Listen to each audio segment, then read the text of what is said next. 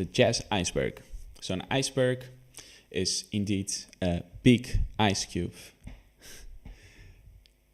There's this iceberg meme where you can see, it's usually you have a subject and then you go down, and the further down you go, the more obscure it gets into incredibly unknown things that no one ever heard about from jazz. I, of course, know everything, so it'll be easy. The top layer is, of course, the basics, the most easy, imaginable things. Starting with the basic, the first one, Louis Armstrong, right here. This is the basic iceberg, the part that you see. Louis Armstrong, right here. Who knows who Louis Armstrong is? Of course, Louis Armstrong, world famous. Hello, Dolly. What a wonderful world. If you don't know Louis Armstrong, I mean, as a musician, you have to get started somewhere. Usually people that are not really into jazz, they think of the New Orleans type of jazz, where you improvise together, where you do like this counter things.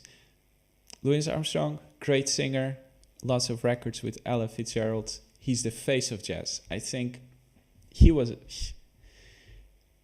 like the Justin Bieber of the 20s, 30s.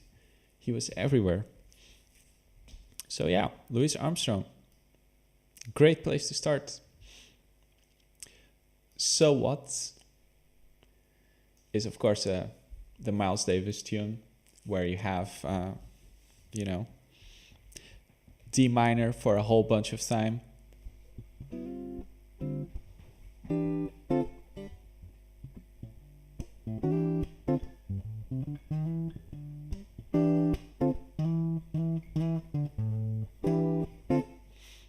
Everyone has to know that if you go to jazz, if you want to play jazz, if you want to play jazz with people, you have to know So What. And a great Miles Davis solo there to check out. So What. I think it's maybe, if you want to get started on jazz, it's like the easiest and coolest thing that you can learn, especially on guitar. If you just do like, then you already sound cool, and you can just move that around and just go crazy. It's like a shortcut into jazz. So Louis Armstrong, So What, they're next to each other, but they are in different time zones, time-wise, of our timeline of our lives. As in, Louis Armstrong, of course, was very popular in the 20s, 10s, in the band of King Oliver. So What came later with another trumpet player, Miles Davis. And I believe So What was in the end of the 50s, before the 60s. John Coltrane, who played also in the original recording of So What. John Coltrane, of course, one of the most, if not the most famous jazz saxophone player. Giant steps. He brings the nightmares to everyone. He's a huge practice freak. You have to know him. Many different phases. He played with a lot of records of Miles Davis, Steaming, Cooking. I don't know by heart if he played on all of them, but I wouldn't be surprised if he was in all those bands. He played live with Miles Davis a lot. He recommended Wayne Shorter to Miles Davis, so he was responsible for organizing part of the band of the famous Miles Davis quintet that did like all those other recordings that were more open, because he wanted to do his own thing. So he was always, it's like one of my biggest examples, John Coltrane. But yeah, he is on the top because he was very popular. Like, you had I think with My Favorite Things was when his record when he became a huge star. And yeah, John Coltrane, one of the greats ever. Jazz is dead. I don't know exactly who started with this phrase, but it is let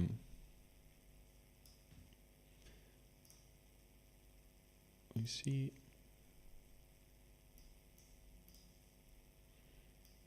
Jazz is dead. That's where the famous saying of people that are so pessimist that no one listens to jazz nowadays anymore. No one, you don't hear jazz on the radio. You don't hear jazz on TV necessarily, unless it is about the Second World War or about things that happened a long time ago. So it is a famous, popular statement to make. I can look up quickly.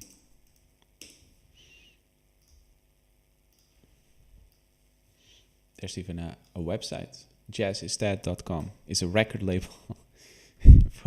Wait. It's a hip-hop jazz. What? It's a song?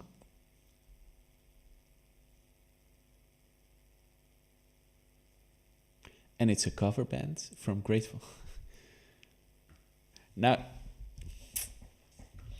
they've taken it too far now. Who came up with this? Jazz is dead. Who said jazz dead?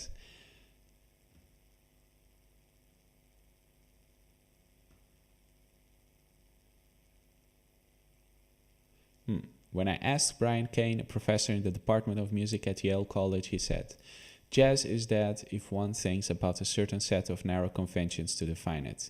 If it has to look like jazz of the past, jazz is dead. I believe this is the root of popular belief that jazz is dead." From the Yale Daily News. So, I mean, you can say this about jazz, but you can also say this about a lot of different music styles. That doesn't necessarily mean that they're dead. It's just more the popular belief. Yeah.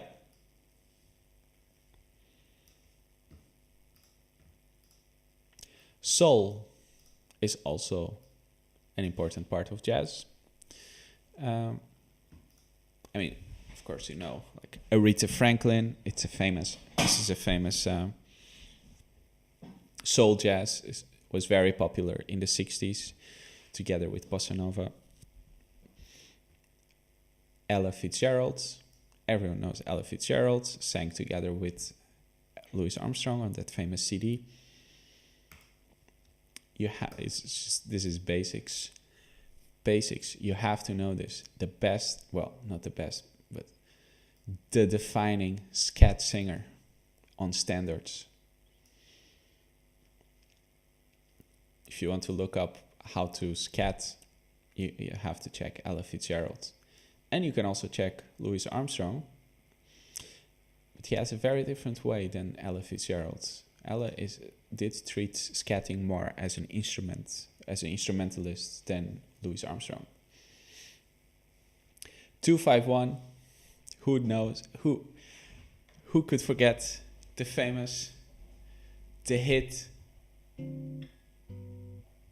oh, I messed up the 251.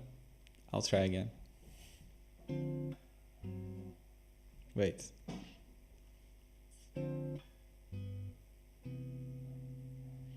Does that sound like a 251? I think that is just 251. It's the backbone of all jazz. It's what most songs are all derived from in the real book.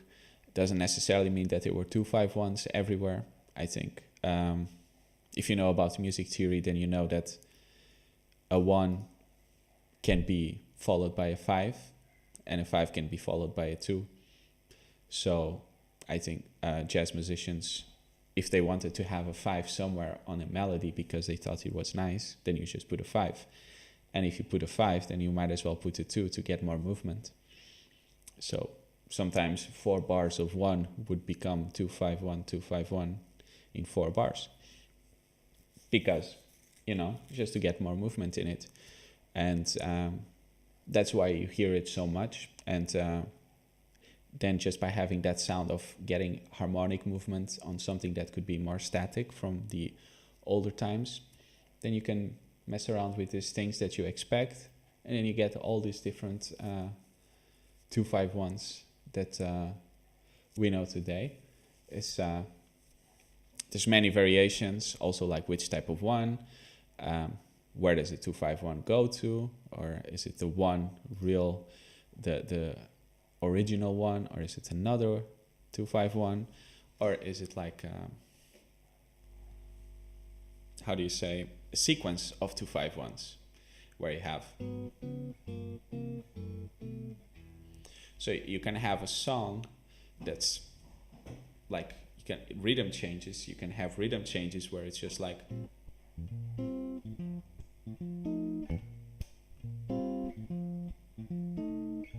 where it's just the 1 and the 5. You can even have rhythm changes where it's just the 1.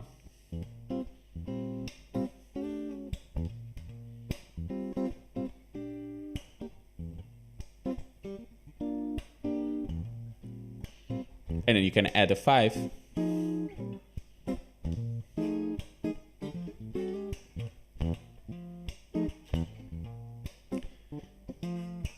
then you can add a 2 before that.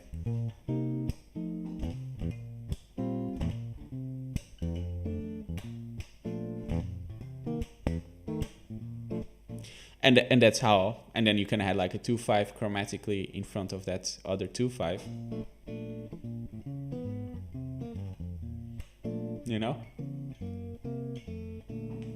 Like this type of things. And sometimes you just have like this. And your lines can imply a 2-5-1.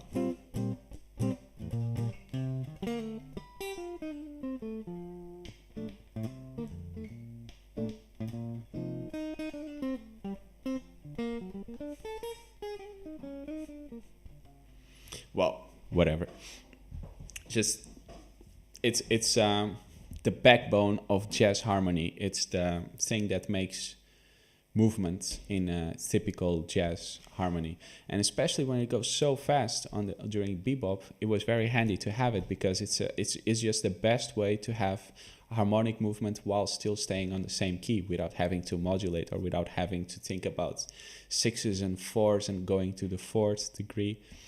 It's just a super handy tool to make that sound. And it also sounds great on the bass. You have like that 4th thing, movement. It's just great.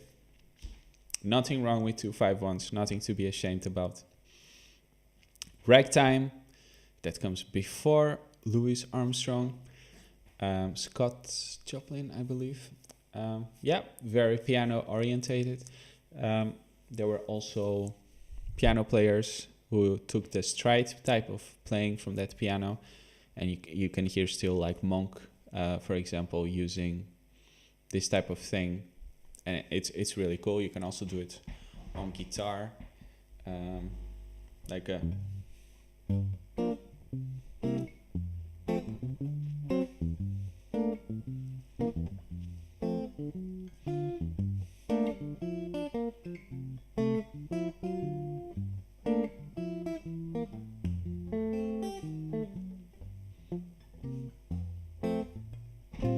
like this type of things. Of course, it doesn't have the sound of the piano, but very different instruments can imitate this sound.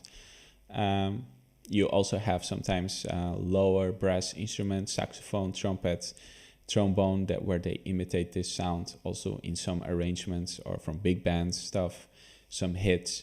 So it's definitely you hear this idea a lot from the stride piano in ragtime. Of course, it goes much more deeper than just the stride piano. You have types of compositions. It's much more, still much more classical influenced. Yeah, but definitely worth checking out. And sometimes you think that it's old, but the things that you hear, like the maple leaf rag, it sounds insanely modern, very syncopated, super rhythmic. It's definitely a really cool genre to check out. Duke Ellington, big band leader, everyone knows. Standards, each standard from Duke Ellington, who actually a lot of standards from him were also written by Billy Strayhorn, or by, I believe, Caravan was written by his trombone player. I don't remember now the name. He wrote Caravan and Perdido, I think, also. But he was a great leader. He also had he had a lot of celebrity status during the big band era in the 30s, and was a very good leader, very charismatic. And later on, he also had a small post big band era where he played more like bebop, or his version or his way of playing more free. You have this really cool album with him and Charles Mingus, and I believe Max Roach, Jungle Money or something, where he plays I think it was in the 60s, and he plays really well, and very open, very different type of style, and it makes you a bit think. You can see that he checked out Monk, so he was not someone that was so proud that he would not check people that came after him to learn new things. He's definitely someone that was always looking forward, always mixing things, always trying things. He also, of course, played with John Coltrane, Duke Ellington and John Coltrane. Great album, great duo album with, of course, the band from Coltrane, except McCoy Tyner. Yeah, so excellent artist. I have a question. Whenever you transcribe phrases from other players, how do you go about doing it? Maybe it's because I don't have much vocabulary, but I end up tending to repeat phrases a lot throughout tunes. There's nothing wrong with learning phrases a lot throughout tunes. It's actually good. So when you say how do you go about doing it, you have different steps. So first is how do you choose?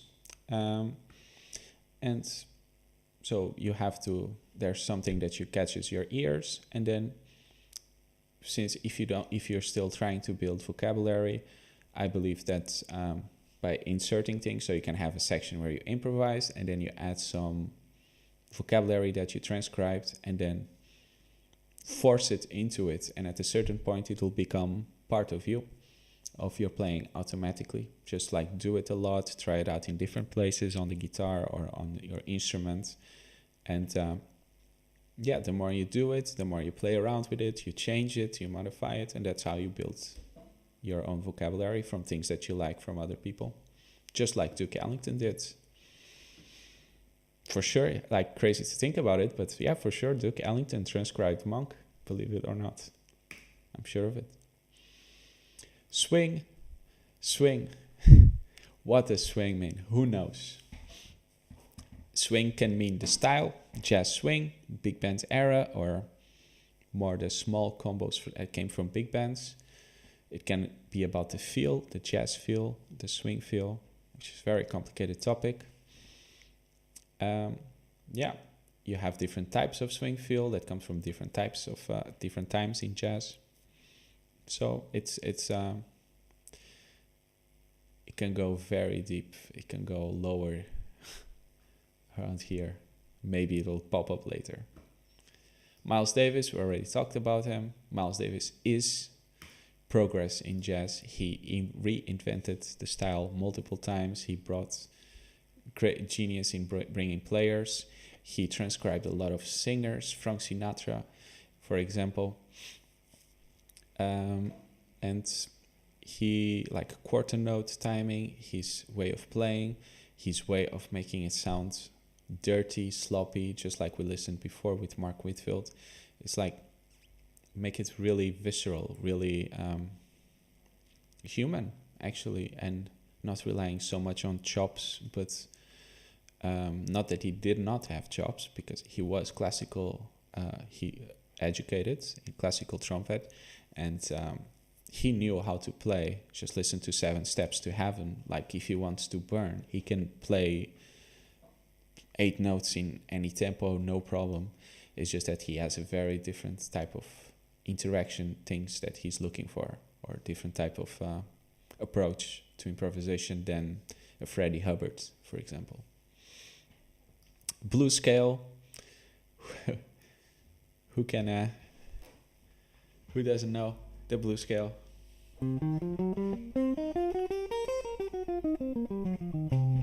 Very popular also in the bebop, post-bebop, like the hard bop and the soul jazz era, where you would have you have this guitar player, Kenny Burrell, of course, George Benson, where they would mix up jazz harmonies with the blues scale. You get things like on 2-5-1s.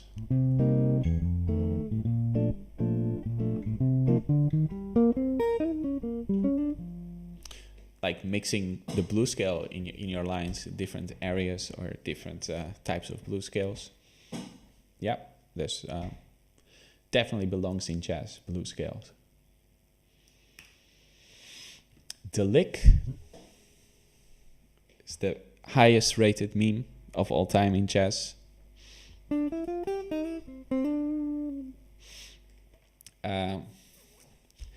I don't know what I can say about the lick. It's a melodic fragment. It's something that people use. I don't think they do it on purpose. Nowadays you don't hear it almost anywhere anymore unless it's on purpose. So it has developed its own meta type of thing.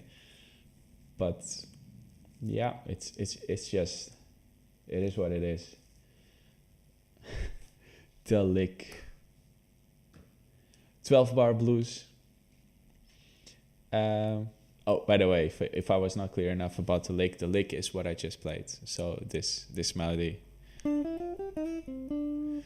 you hear it a lot in a lot of improvisations, jazz solos, and nowadays it's seen as a meme because you hear it everywhere, from Coltrane to Louis Armstrong to pop songs that have it somewhere because maybe producer was a bit jazzy. It's just something like I could play a line on Giant Steps and end on the lick, for example.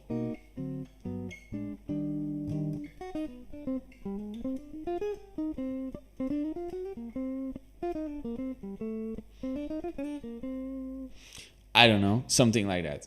Like that you just start variating.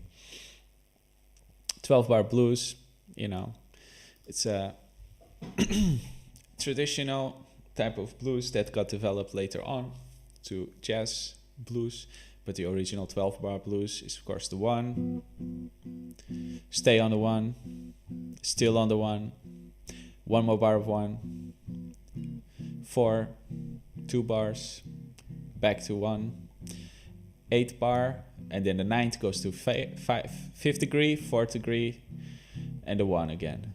And then you can do the 5 if you want. And that was 12 bars if you count it along. And then later on, jazz musicians did their own jazz blues type of version, where instead of staying on the 1 for 4 bars, you now go to the 4th and then back to the 1. And then you go to the 4th again on bar 5. So that's something that a traditional blues does not have. And that it comes from the idea of harmonic movement. Like jazz musicians added harmonic movement in that area to a lot of songs to make it more counterpoint to when you improvise, to give more interest, to make it more rich, I think. So just by doing that thing where you go to the 4th, you can have a lot of different movements. You can have the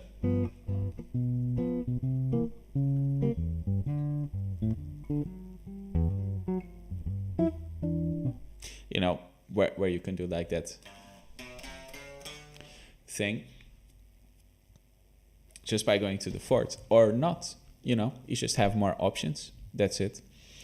and some harmonic movement, because it's a lot of one. Especially if you have like jazz improvisations, it can be, it's already rough enough, you know. Whiplash is a movie about jazz education, about jazz conservatory. It was a very good movie, very interesting. Yeah, I'm not a movie reviewer, but I did like the movie. I like jazz. It was nice to see jazz, a movie about the life of people who study jazz. So yeah, it's quite famous nowadays. It's definitely, when people think of jazz, they think of this movie if they've seen it. Or I think it was quite well known, like 10 years ago or 5 years ago, came out. Peanuts. It's getting a bit darker. Peanuts could mean, you know,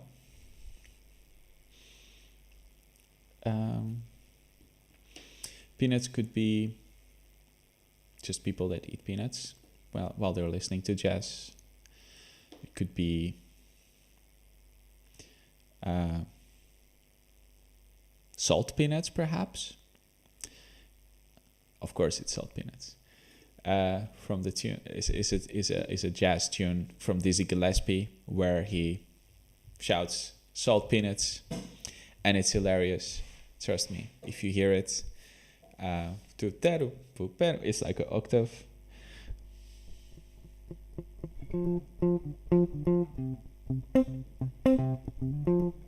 Something like that. I don't know exactly the notes. The rhythm is like that, and then that high part. That's salt peanut, and sometimes you would shout it instead of playing. So it's also a bit of a meme. What jazz memes?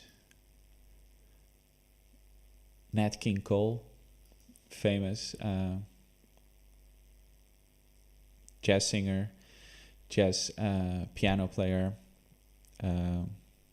very good piano player, made famous the piano trio setting of having piano, guitar, and bass, which was quite tough because piano and guitar in jazz can clash a lot and it can be quite hard, but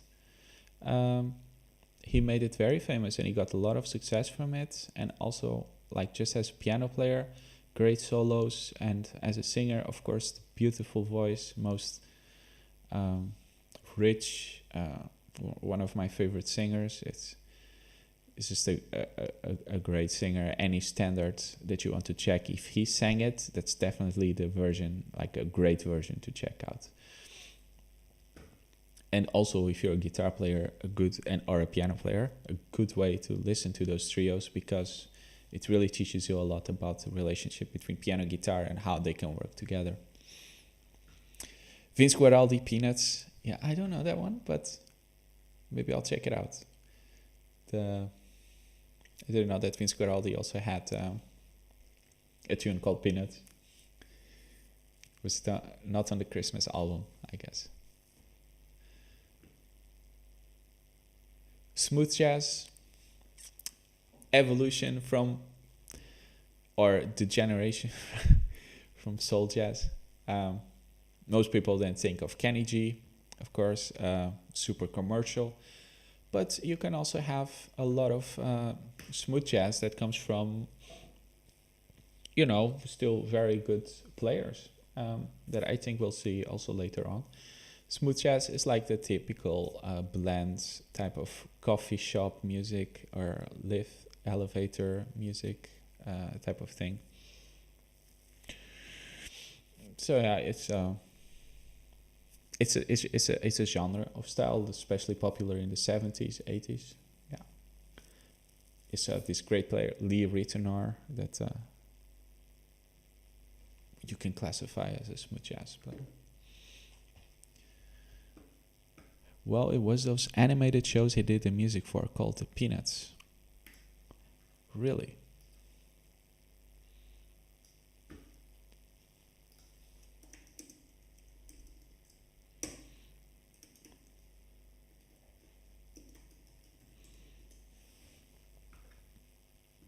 Huh.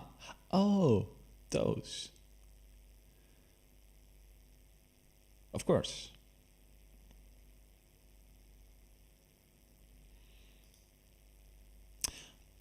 Ah, then I think it's actually referring to this show because now that I think of it, it has a lot of jazz because the kid was like a good piano player that would play like some jazz tunes, or they were like jamming out to jazz and these things from that Vince Guaraldi would play. Because it says only peanuts, then I guess it makes more sense that it's about the show actually than it is about salt peanuts. So yeah, first mistake already. And first phase, but it's a tricky iceberg, you know. Jazz is very tricky. You think it's who listened to jazz for the first time and thought, man, this is easy, I can do this. You know, it seems simple. It's not. And when I say this, I of course mean like smooth jazz or like chill out, relaxed jazz, but it seems simple, but it's not. Like if you have to jam on C minor 7 with like a static band and keep it interesting, that's harder than it looks. Frank Sinatra, of course, who doesn't know Frank Sinatra? The most famous singer of jazz, probably the most famous singer of the century, past century maybe. It's just, yeah, great singer, great timing also. Famous record with Count Basie Orchestra. Yeah, just amazing. I've checked out a lot of standards that he sings just to see how he sings, how he times, how he phrases, and try to imitate, try to transcribe him. It's a very good thing to do, especially for the quarter note timing that he has. Harlem Renaissance. This I do not know.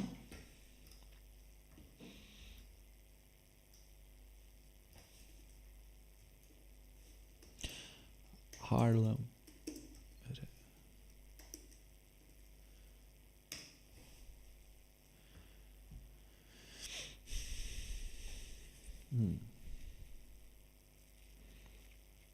Harlem Renaissance was the development of the Harlem neighborhoods. I've never heard of this.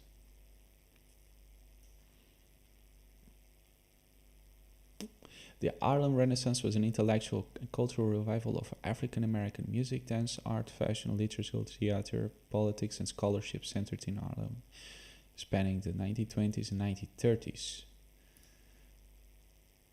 Okay.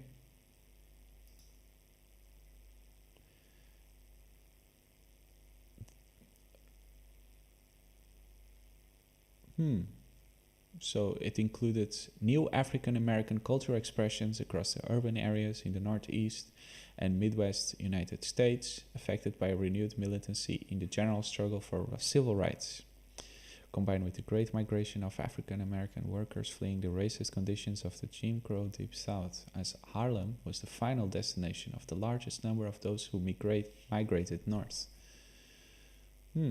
That's very interesting. That might also explain the development of New York City jazz. I didn't know about it. So it was kind of like a refugee.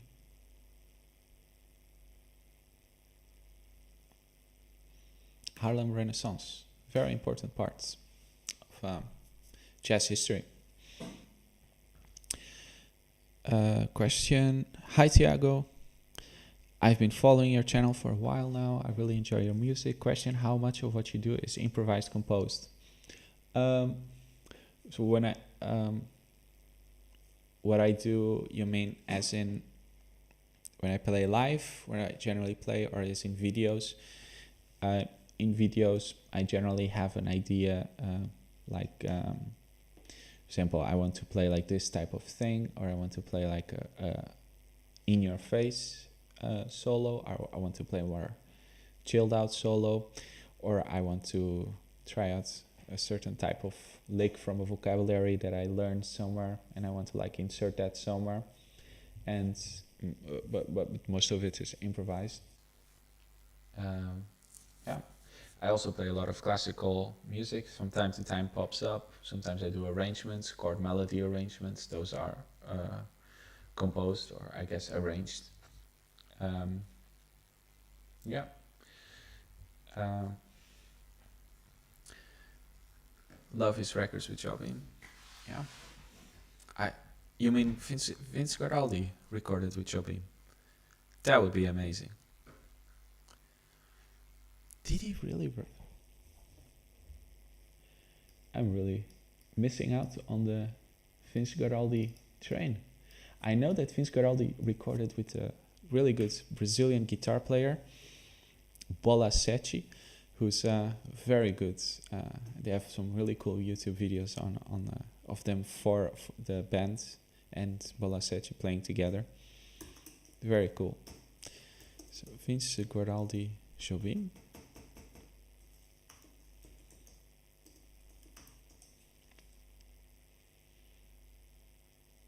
No, he did play some tunes from Jobim. Oh, no, I meant Sinatra. Sorry. Okay. Man, Sinatra. That's even...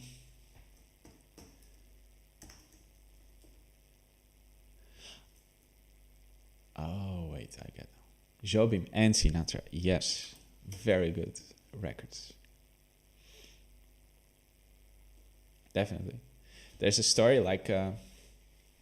about how Jobim did not want to go to the USA and sing with Sinatra because he did not like to travel. He wanted to stay in Brazil and everything, but it was good for his career, so he got kind of forced to do it. It's crazy to think about, but yeah, in the end, Jobim did live. Jobim did live for a period in New York City. But he was very much, he would have preferred to stay in Brazil. But yeah, this record is really good. Also really cool arrangements. New Orleans, next one. We also talked about it.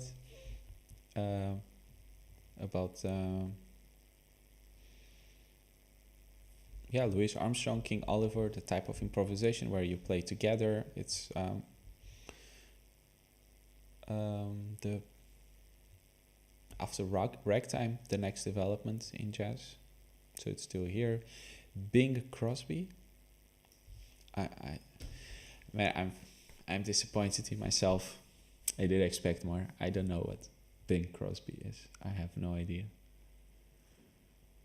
You mean like Bill Crosby or Bill Cosby or? What the hell is Bing Crosby? I cannot believe this.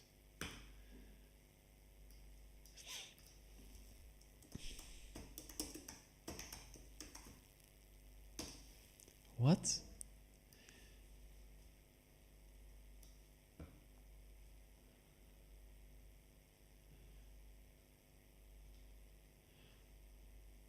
He was an American singer and actor. First multimedia star, he was one of the most popular and influential musical artists of the 20s. What? I've never heard of him. Man.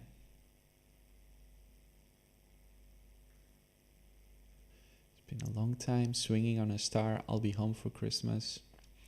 Pistol Packing Mama. Man, does it sound like bangers? But I don't know it. I'll Be Home for Christmas. White Christmas. I guess he sings the definite version of these like popular songs. Okay. But was he a jazz singer? Did it say it was a jazz singer or more like just a very famous singer that happened to be popular during the jazz era? So then he just used the jazz type of thing.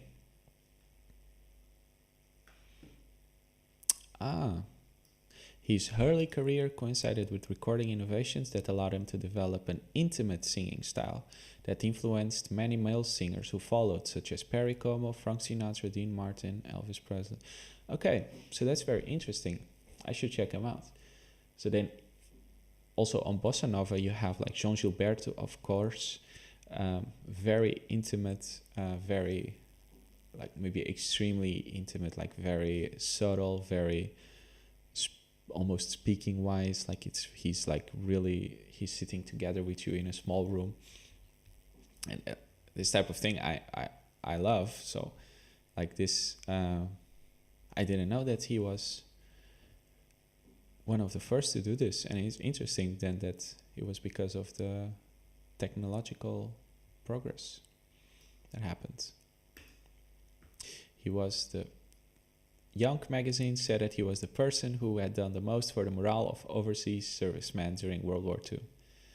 The most admired man alive in 1948. Man, he was banging. He was, during bebop, you know, he was making money. That's nice. While everyone was doing Donna Lee, this guy was doing White Christmas. You gotta be smart if you want to make it. No, I'm kidding. Of course, I'm sure he's great. I have to check. Bing Crosby was a popular singer in like the 30s and 40s, but I don't know about internationally. Yeah, maybe that's why, because I'm not from the States, so I don't know if maybe it's like obvious for everyone except for me here. I had never heard of him. He's been in probably a lot of movies. I think he has a lot of the crooner's influence. Yeah, Wikipedia fact checked you on that. Bing Crosby. Kenny G is a musician. In the Mood, you have, I think this refers to the Glenn Miller version, like a very popular, I think, big band type of thing. Yeah, and a standard, well, is it a standard? I don't know if people still play it nowadays. In the Mood. Yeah, so the definite version is from Glenn Miller. Not sure if he wrote it. It has lyrics. Did Glenn Miller write In the Mood? Question mark. Glenn Miller's 1939 hit recording of In the Mood made NPR's list of the 100 most important American musical works of the 20th century. Glenn Miller did not write In the Mood. The composing credit goes to Joe Garland. David Miller is not related to Glenn Miller, but he counts that among his life's disappointments. Well, what does David Miller have to do with... And Joe Garland. I wonder if his family of Red Garland. Very famous jazz piano player from that, well, a bit later era. Joe Garland. American saxophonist.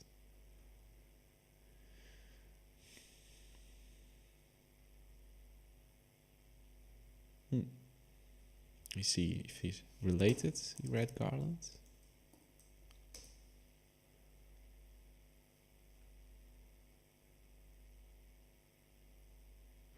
Yeah, I don't know.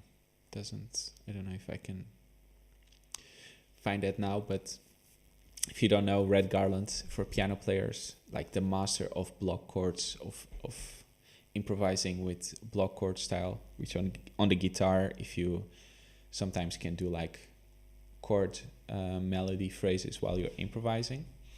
So for example, if you have 2-5-1,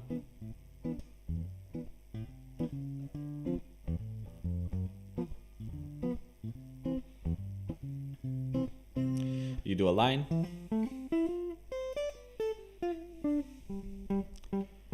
And then maybe you mix up the line with some chords, block style chords.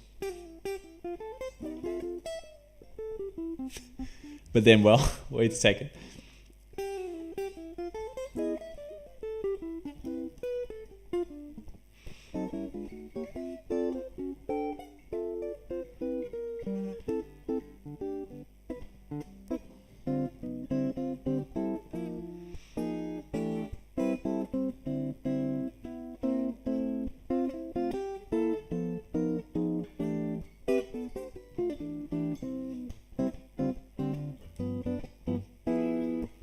Like this type of thing.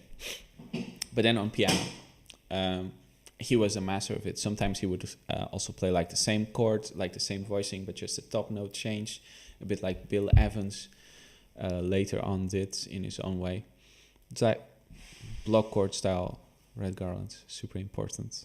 But yeah, big tangent from Red Garland, Joe Garland, the original composer from In the Mood. Super famous, one of the most important jazz records ever. Wes's chord solos are all drop twos, right?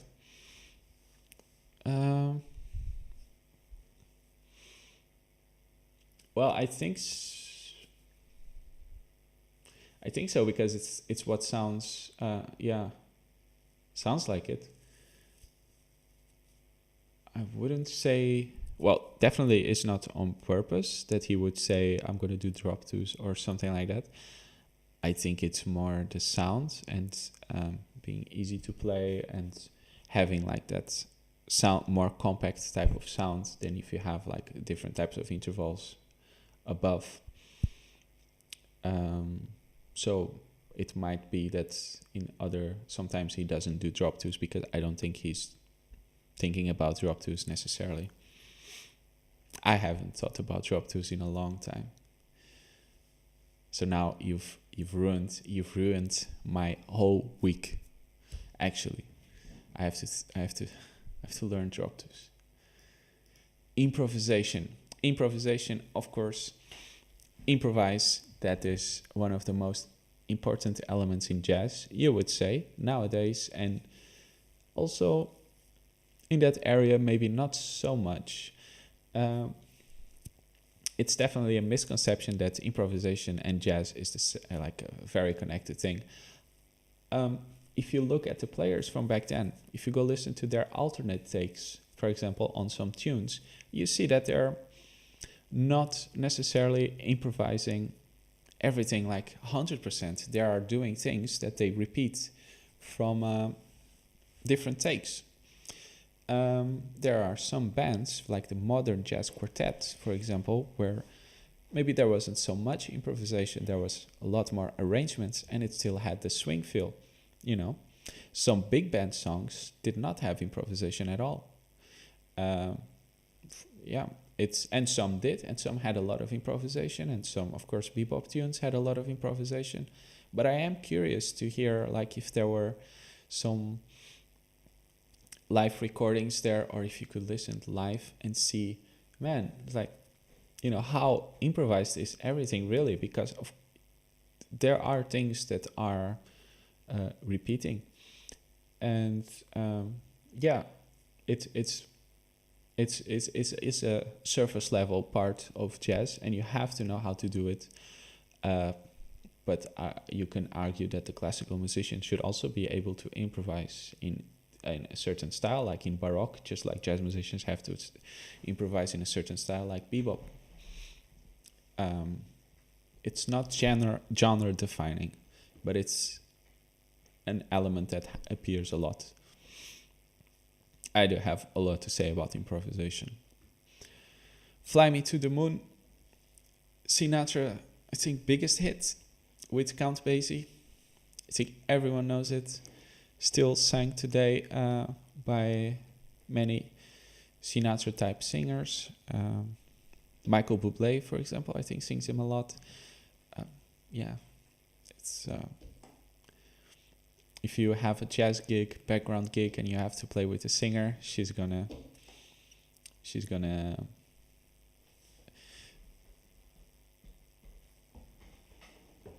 she's gonna want to sing "Fly Me to the Moon," or he is gonna, yeah, especially if he's a guy singing, a jazz singer guy, then he'll probably want to do "Fly Me to the Moon." So definitely learn this in all 12 keys, or just do the iReal Pro app, and then you're good to go. Improvisation happens in every music that is not written. Yeah, that's true. And I think improvisation is how songs started to appear, because everything was improvised. Before you can write, you play before, and you did not write.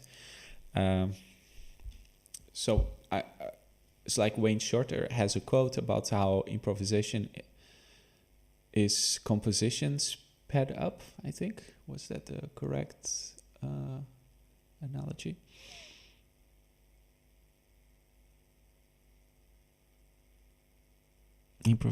Improvisation is yeah, because it just happens instantaneously and it's gone. And with composition, it's fixed, and you can develop it, and you have more time to think, and you have more contemplation. But for example, like Beethoven, for example, when he moved, I think where was it, like Austria or Germany or something, before he became a famous composer, he had to establish his name, and he did that by improvising in concerts and getting like really interactive with audiences. Beethoven was an improviser, definitely a very good improviser. Also composers before him like Mozart and such. Bach, of course, was, but Beethoven was specialized as a live improviser in front of audiences, and that's how he made his name before he managed to make orchestras and make people interested in joining an orchestra to play his suites and compositions. So it's, and I do not believe that he would play everything as it was written there. I think if it was a live performance, he would have taken much more freedom with how he would play classical music. And it's a huge can of worms to go through, but yeah, it's some people. Devin says, transcribing players like Sonny did makes me realize how much he's really worked out. There's so many phrases he repeats. Improvisation is just composition sped up, I would think. Yeah, that's I just talked about it. And yeah, if you start studying, like if you start working out what these players are playing and these people are playing, then you start to see, man, it's actually much more balanced. So like nowadays, classical music is like the extreme arranged type of thing, extremely fixed, the notes that you play. And jazz, if you get started on jazz, is the other extreme, where you have to, when you play a solo, it's like you have to come up with everything on your own. You have to reinvent a jazz solo, and that's absolutely not true. Like these players, these guys, were not reinventing the language every time they played a solo. There's many things that they worked out, and especially when it's higher tempo, they've definitely worked out a lot of things that they would like to play, that they would like to show up on improvisation, and they have to get the technique down to be able to play it. And also themes, melody, how you play a melody, how you interpret it on a ballad, for example. These things would be working out to a certain degree. And it's a very important element to not forget. So when we hear Coltrane play I'm old-fashioned, for example, do not think that he just walked into the studio and let's play my old-fashioned, and he just came up with a melody how he played it there. These things have been very well thought about. Where's the Bach bootlegs? If you can find a Bach bootleg, you're going to be a millionaire. But wait, how? There's not even... Man, I'm getting trolled. Yeah, it's a shame when people only learn arranged music. Yeah, Well, I think you miss a lot of the spontaneity from improvisation. Improvisation does not only mean that you come up with new notes, it can also be interaction, dynamics. You play things in a certain type of way differently than others. And if it's very arranged and you don't know how to get out of it, it can be very fixed, that the way that you're going to play. And that can feel uninspiring. And the audience, it's harder to connect then. What killed improvisation in classical music was sheet music pressing, and in popular music is recordings. Yeah, that's another whole can of worms, like big debates that you can have about it. That's what Devin just said. Oh yeah, bebop is like a sport. Yeah. Well, it's definitely the Olympics of jazz. We both just watched the same Wayne Shorter interview, I think. Could be, but it's very true. Yeah. Man, the first Louis Armstrong tire. We're over. We're gonna go underwater for quite a long time, actually, because we're not even close to half. Man, there's a lot to go through, and we have to pick up. So I have to keep the tangents, keep these different topics under control. Otherwise, I'm just gonna start opening cans of worms after cans of worms, and it's before we know it, we're debating conspiracy theories or something. There's gonna be some conspiracy theories here, that's for sure. Giant steps. Talk about working out things before you play it. Do you think that what Coltrane played on his recording of Giant Steps is 100% improvised? Do you think it's 50% improvised? I think it's less than 50%. I think he worked out a lot of the things that he played there, and you can also hear it if you transcribe it, and there's nothing wrong with it. Same thing for Countdown on his recording. A lot of these things, you see it. If you transcribe it, you see like these patterns popping up under the same chord. It's vertical preparation type of thing. And there's nothing wrong with it because it sounds great, and you listen to the record and it sounds great. It's what it is. But it's a super important composition, Giant Steps. Major thirds modulation based off an augmented triad, G, B, D sharp. So the G augmented triad, or you can see, or the B augmented triad, or the E D sharp augmented triad, however you want to see it. And he would modulate through those based upon his, well, I call it his own theories, because at a certain point, I think it's really thinks this is something that he came up with. I don't think it's fair to say that he just copied this from someone or something. You do see, for example, on Feifi Fo Fa Fum or something from Wayne Shorter, you do see that he did use some Coltrane changes before Coltrane, I think. And Wayne Shorter and Coltrane would study a lot together. So it's funny to see how different their approaches was. Yes, we're on the train tire and we're going to be here until breakfast. Yes. Well, I mean, we're in Europe. I guess you're also in Europe. So it's going to be a long night. Now I'm going to pick up the pace. Giant Steps. Oh, yeah. I just went through that. So, yeah. Nice. Very nice. Also, very nice piano solo on the original recording that has been memed infinitely times nowadays. But Tommy Flanagan, the piano player, he did redeem himself, and he did a great piano trio recording of Giant Steps, and he sounded amazing on it. Recommend everyone to check out Tommy Flanagan Trio Giant Steps. Great recording. And he can play Giant Steps 10 years later. Coltrane worked it out to sound like a badass. Then he just hands the lead sheet to Tommy Flanagan and say good luck.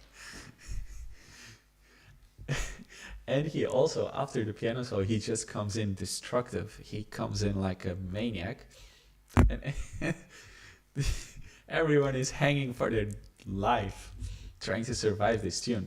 If you hear like the drummer, Art Taylor, I think it was, he's actually like phrasing, like his drum phrasing, he's hinting as if the form is repeating one bar earlier or something, I think. So he's actually also lost the form in a way.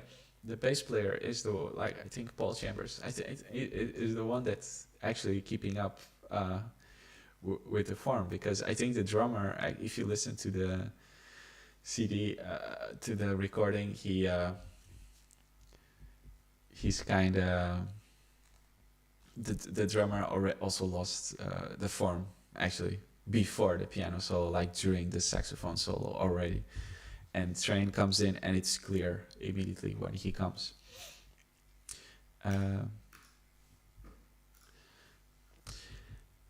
Coltrane worked it out. Yeah, this. I read a paper where a dude traced Coltrane trying those changes while he was doing big band work. Interesting. It was something he was noodling for decades, and he doesn't even give a fuck. He just really static.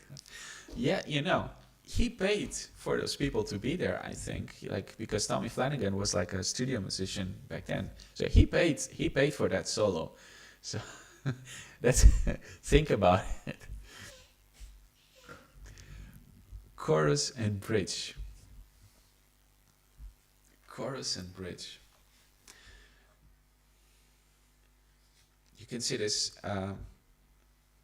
in different ways. So you have in standards, you have the form AABA, for example, where the A is the theme, the main theme, and then you have the B part where you have a variation. You go somewhere else, and then you go back to the A. I think monk tunes are almost, by majority, there are AABA tunes. Yeah, there's a lot of standards before monk, of course, that were also chorus and bridge. I call it now chorus and bridge, but originally it's AABA. It's not thought about as chorus and bridge. But nowadays, of course, with pop music, it eventually, the AABA form developed into standards had verses before, where you would sing, like, before all the things you are, you have a verse that you sing before. Yeah,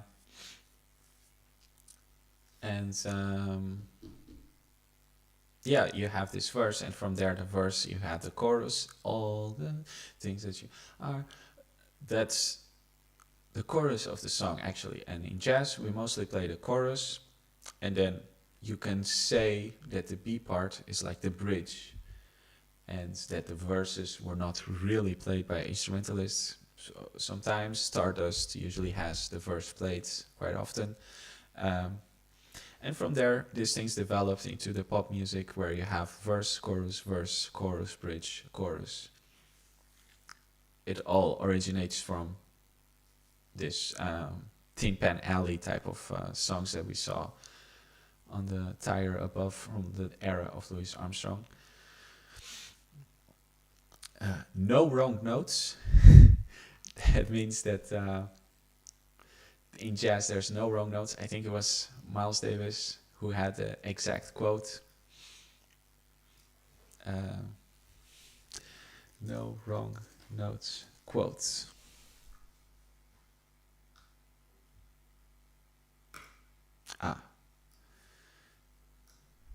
Yes, I agree. You even have it in a inspirational type of poster. There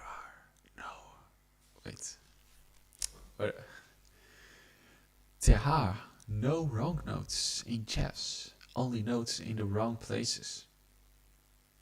Miles Davis. That's actually a very good quote. Which is true, you know.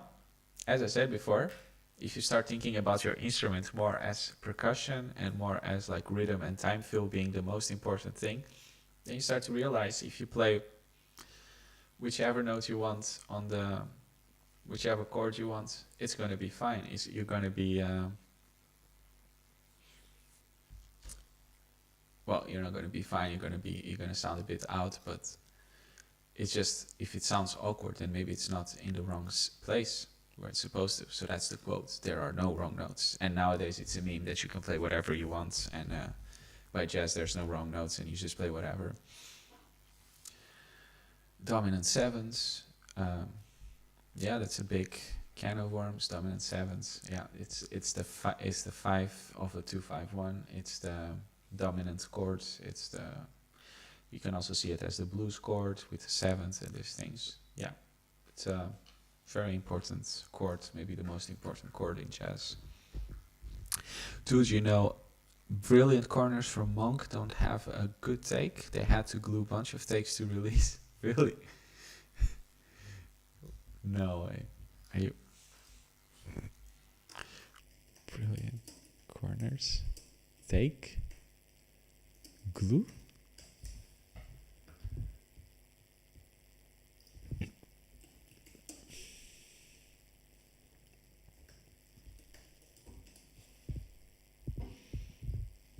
Wow. A dozen takes.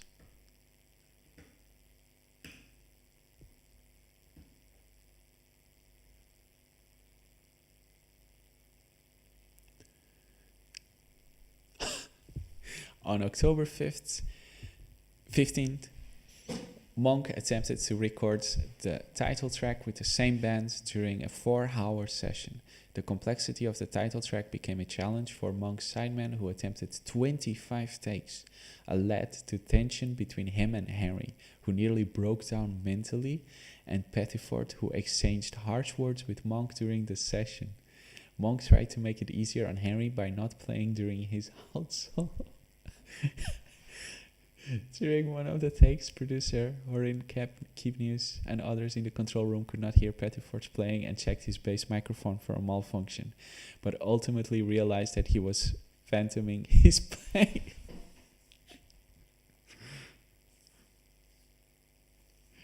What? He was just playback? Without a completed single take, Keepnews ultimately pieced together the album version from multiple takes. On December 7th... Wait, so they failed. They didn't even got a take? And then the producer just glued it together? What?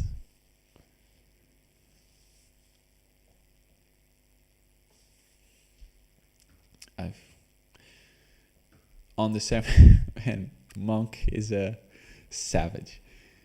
I wish I was alive to meet Monk and get insulted by him and then get in a fight with him. Imagine if you get in a fight with Monk.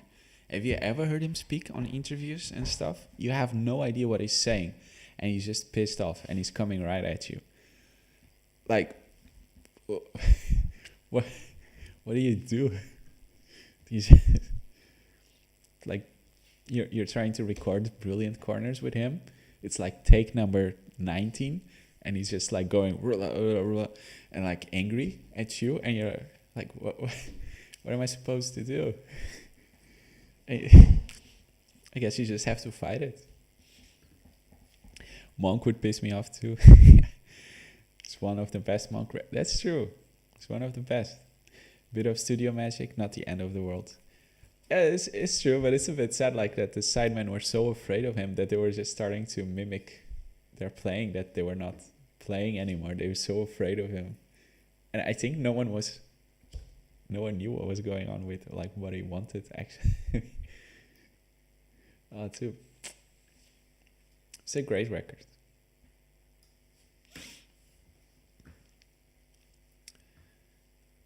But yeah, dominant sevens. I'm sure there's a lot of dominant sevens on that one. Birth of Cool. That's the start of Cool Jazz with Miles Davis. With how was it called? Gil Evans, the arranger. Cool Jazz, where it's more mellow type, not as aggressive as New York bebop. More arranged also. And more melodic, as in more longer notes in the melodies, also more melodic type of melodies instead of based off 8 notes and these things. It's just a very different type of phrasing. Also, I believe in the record he also had classical musicians on the band. Yeah, very important, very popular also. Kind of the start of smooth jazz, if you think about it. Chord symbols. Yeah, chord symbols. We can check it out very fast. As everyone knows it, if you're into jazz, you've seen it. If you've played jazz, you have a lot of different types. I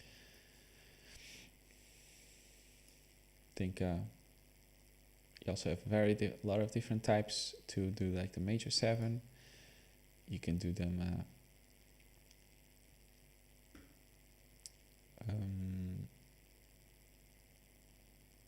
yeah, you know, like this. I did learn that if you use a symbol, like if you use a certain type during your lead sheet, you should stick to it, otherwise it gets confusing, which is true. Like there are some of the chord symbols that can mess you up, like if you're not sure if your lowercase m is not too different from the uppercase M, and then maybe they think it's a C major but without a 7th, or do you write C, but you usually don't write C M for C major, but some people do get confused from it. So it is good to like choose, like be very clear, okay, for C major 7s I'm going to write this symbol and these things, to not do confusion, to avoid confusion. Come on, Bird of Cool is not smooth. Yeah, it's not smooth, but you know, with jazz you have like the big band, New Orleans, ragtime. It had all been very aggressive, very bluesy, very in your face type of playing. The blues type of phrasing, the type of way to play a note, and with Cool of Jazz, they started to do a very different approach. But of course, it's not smooth jazz. It's not Kenny G. It's not something. But it is more. It's more introspective. Kind of Blue is more introspective than Steaming with the Miles Davis Quintet. Triangle and the word, yeah, chord symbols can give a lot of confusion. Johnny Hodge, famous saxophone player from Duke Ellington Big Band. I believe he played Sophisticated Lady, I think. He was like his feature. Yeah, also, I think he composed some tunes. It's very good tone, very good sound. Wes kind of started smooth, but he still kills on it. Yeah, my opinion. Yeah, I really like Wes's. I think all the records I really like. There is a funny TV appearance. Maybe we can watch it later on another time, where you see him play with a singer, and he's playbacking because his guitar is not even plugged in, and it's live on TV, and he's just, yeah, it's a bit sad. Like, it's an amazing player. You can trust that it's going to sound fine, but I guess maybe they didn't want to mic an amp or something, or it's just more practical. Girl from Ipanema, famous Jobim Bossa Nova tune. Deceptively difficult. It's a AABA form. The A part is based off Take the A Train.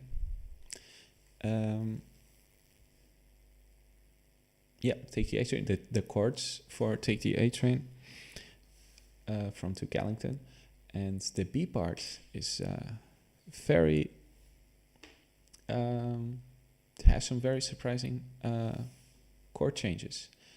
However,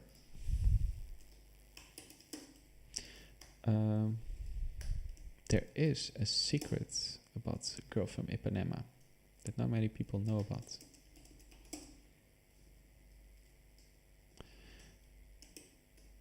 unfortunately, because I don't have top audio right now, I don't think I can listen to it. But Johnny Alf, I believe, who originally sang The Girl from Ipanema.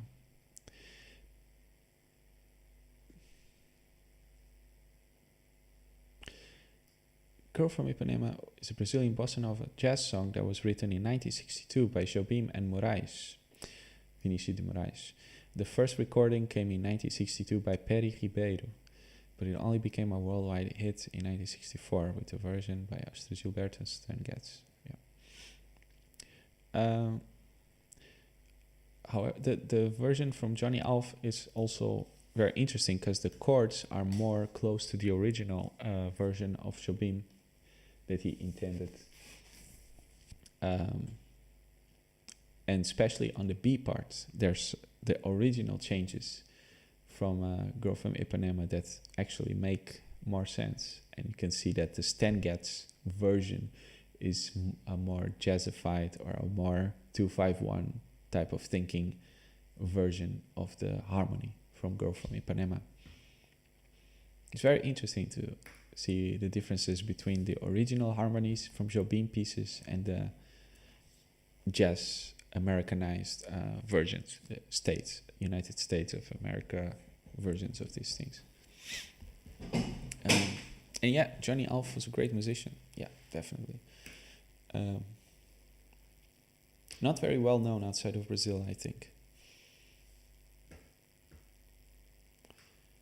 Pentatonics, coltrane, you know where it's going.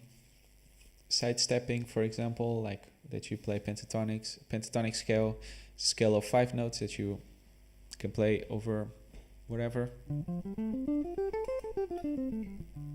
It's like the blues scale, but then 1 note less. If you play the pentatonic minor, you can play major pentatonic. You can play many different types of colors. You can superimpose pentatonics on top of pentatonics, on top of pentatonics, on top of pentatonics, on top of other chords, which Coltrane did. You can go very far into it. You can start thinking in patterns because it's such a close type of sound. Close type of thinking with the pentatonics, but it is a more open sound, I think. Coltrane pentatonics go, I think, Louis Armstrong also did a lot of major pentatonic solos on his trumpet and everything. With bebop, it started to leave again the pentatonics and jazz, and then I think with Coltrane, with post-bop, and especially like My Favorite Things and beyond, after Giant Steps, you started to hear a lot of pentatonics in his playing.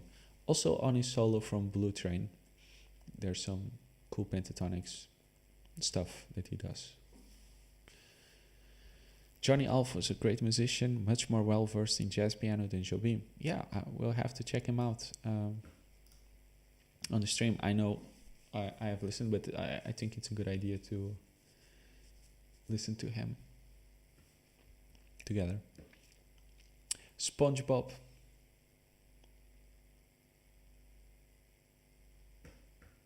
SpongeBob.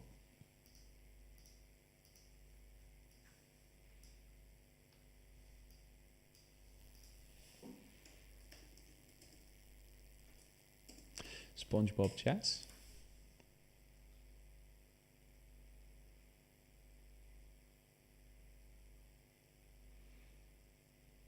Oh, apparently.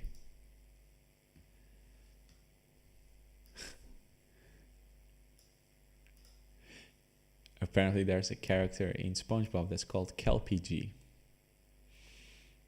It's a famous clarinet player whose Squidward it first appears. Oh, so it appears multiple times.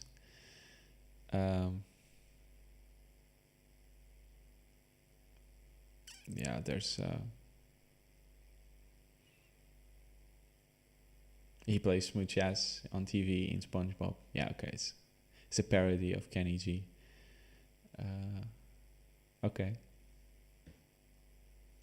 SpongeBob. I guess it's part of the JAZZ Iceberg. Hey Tiago, you're Portuguese. Yes, I am Portuguese. I did move to Amsterdam when I was 15. So now I'm 29, so I've been almost half of my life in the Netherlands, and I grew up in Portugal. Sim, eu sei falar português. António Carlos Jobim, the famous composer, great composer, one of my favorite composers of all time. It's so much, like there's whole airports, I believe, in Brazil that's named after Jobim. Very super famous also during his lifetime and afterwards. In my opinion, revolutionized jazz harmony with how he wrote tunes in it's amazing. Jobim. There's that SpongeBob clip of them appreciating freeform jazz. Maybe that's it too. Oh yeah, there is that meme from SpongeBob.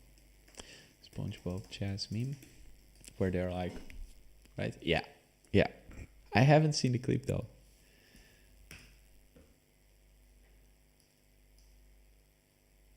I cannot see the Facebook meme, but freeform jazz.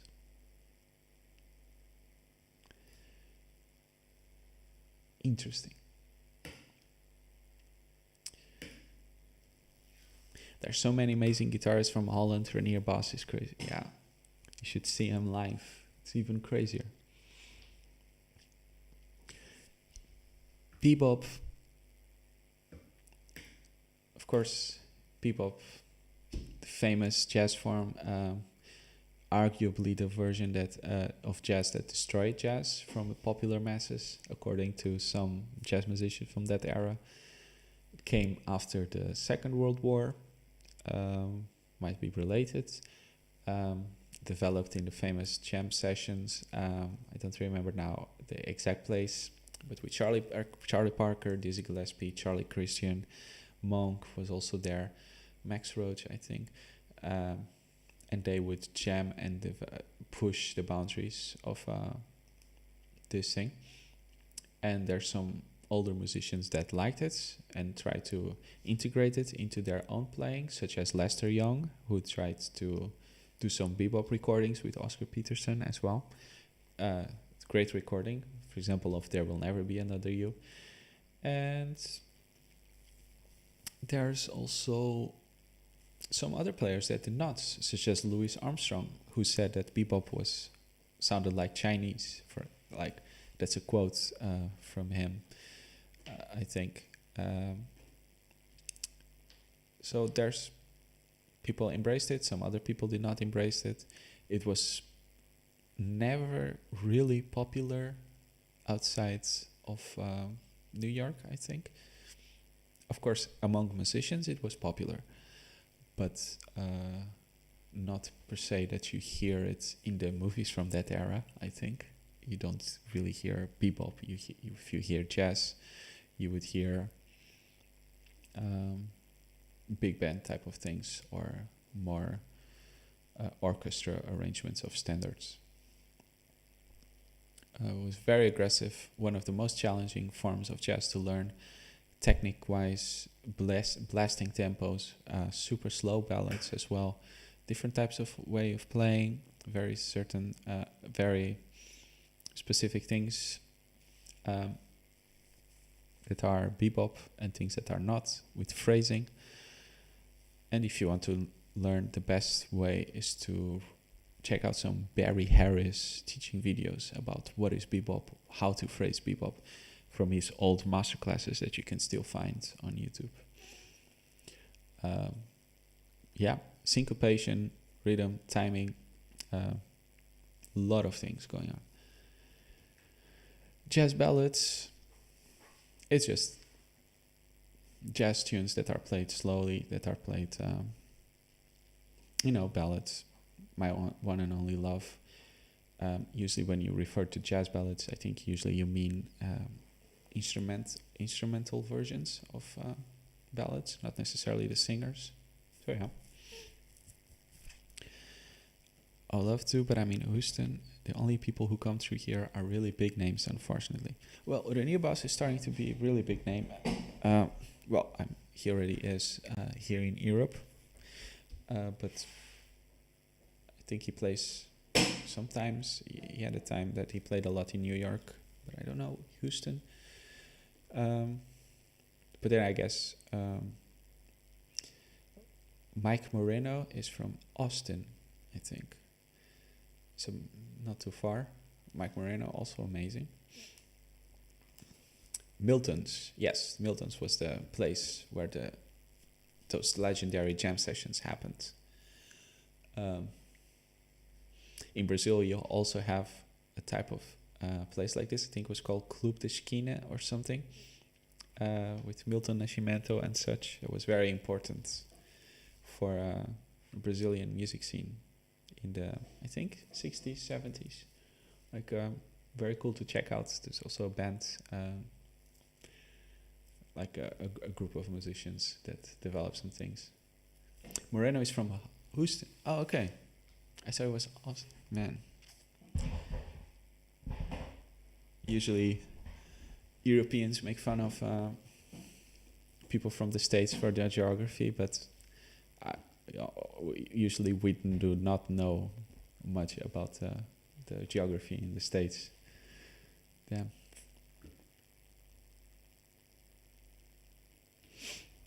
Oh, that's actually a funny story here.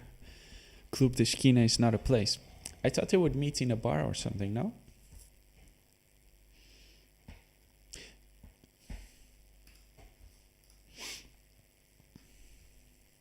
It's the name of the group of friends.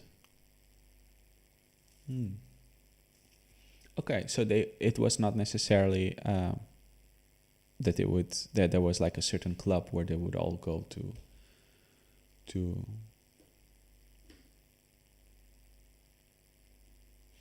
When Mike Stern came to Brazil first time, he went to Belo Horizonte and told people to take him to Club de Esquina. Yeah, I would think so too.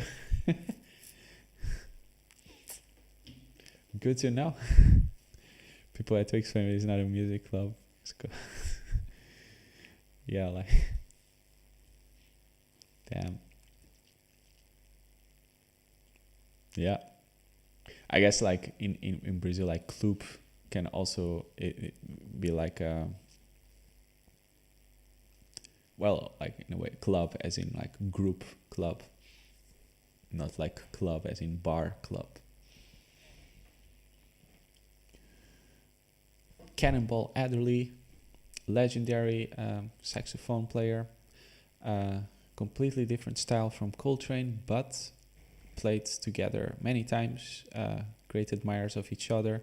Coltrane much more into the pentatonics, post-form type of bebop, and Cannonball Adderley more blues, bebop, soul type of playing.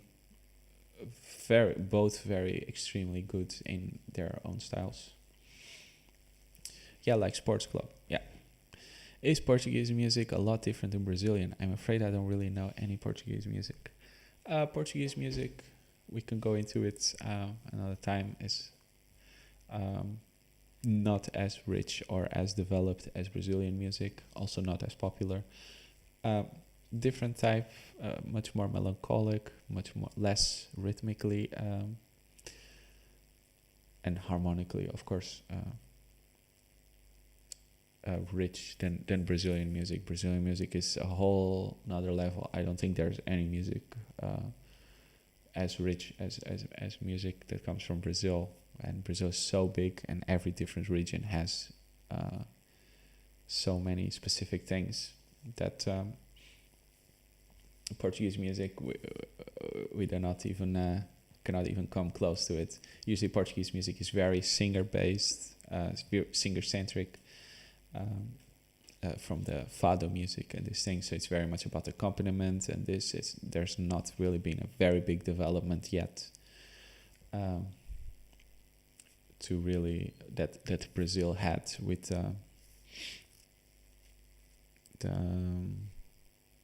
Brazil had a period where you had this friction between choro musicians and musicians that wanted to play bossa nova, musicians that wanted to play the samba, like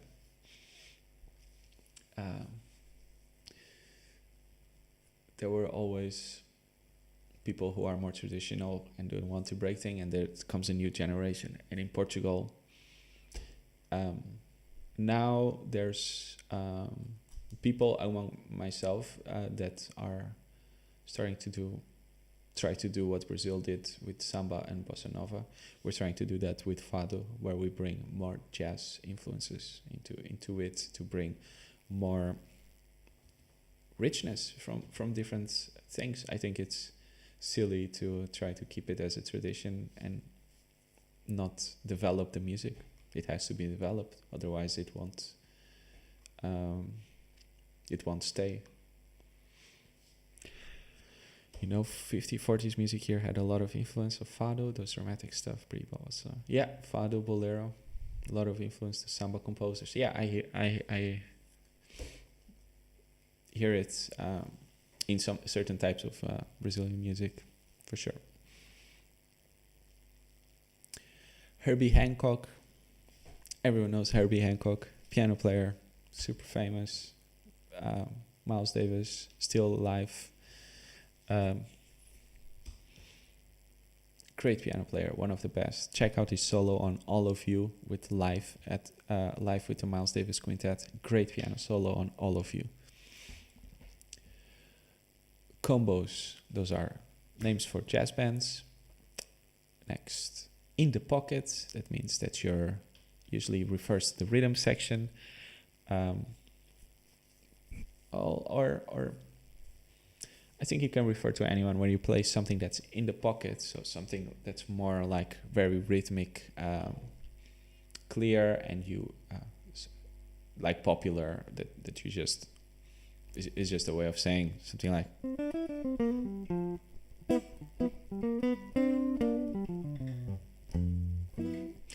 then you're playing on the pocket if you play this type of things, instead of playing.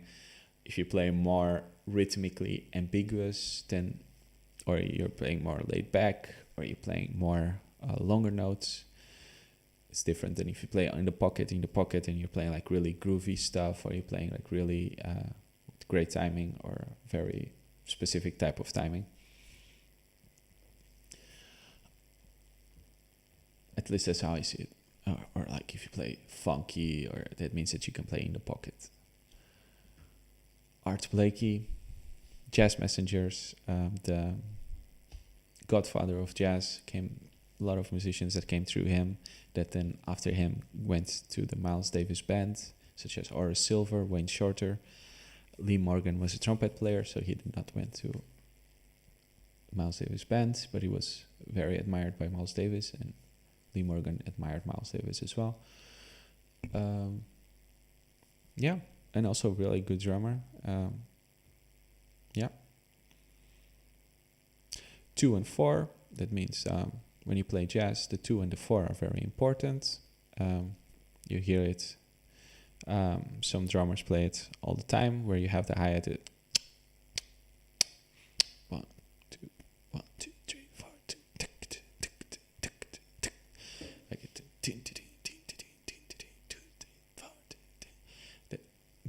Like that it's the rhythmic metronome from jazz. Jazz waltz, so many. Someday My Prince Will Come, for example. It's just when you have a waltz in jazz feel. 3, 4, 1, 2, 3, 1, 2, 3,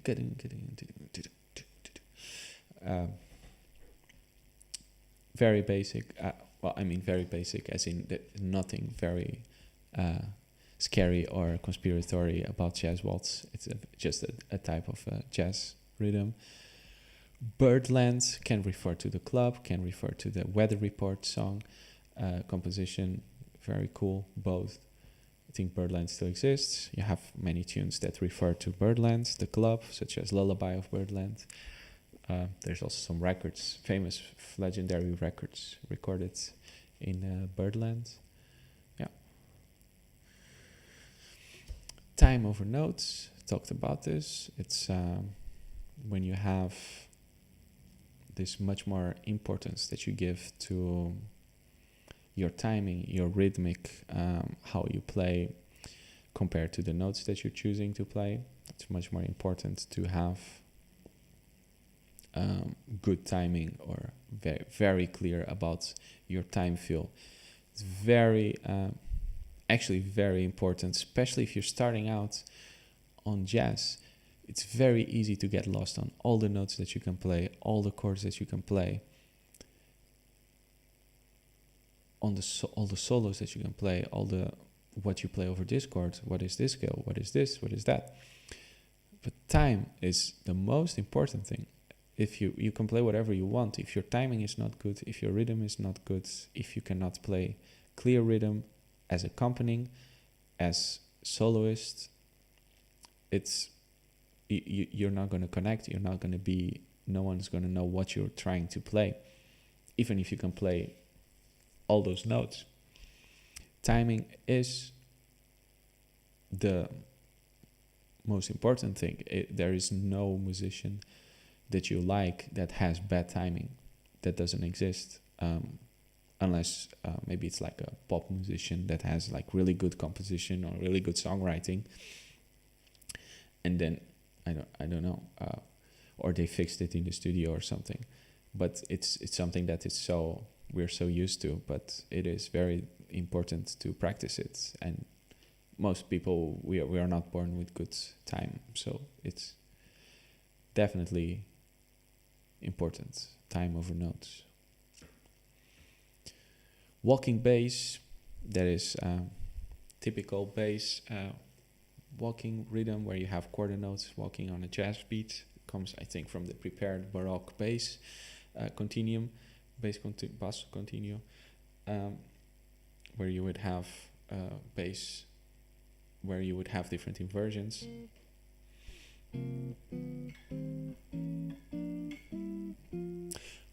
And you would put triads on top of them to, and it would be improvised actually. So this is another area of classical music that's actually improvised. And then bass players would play.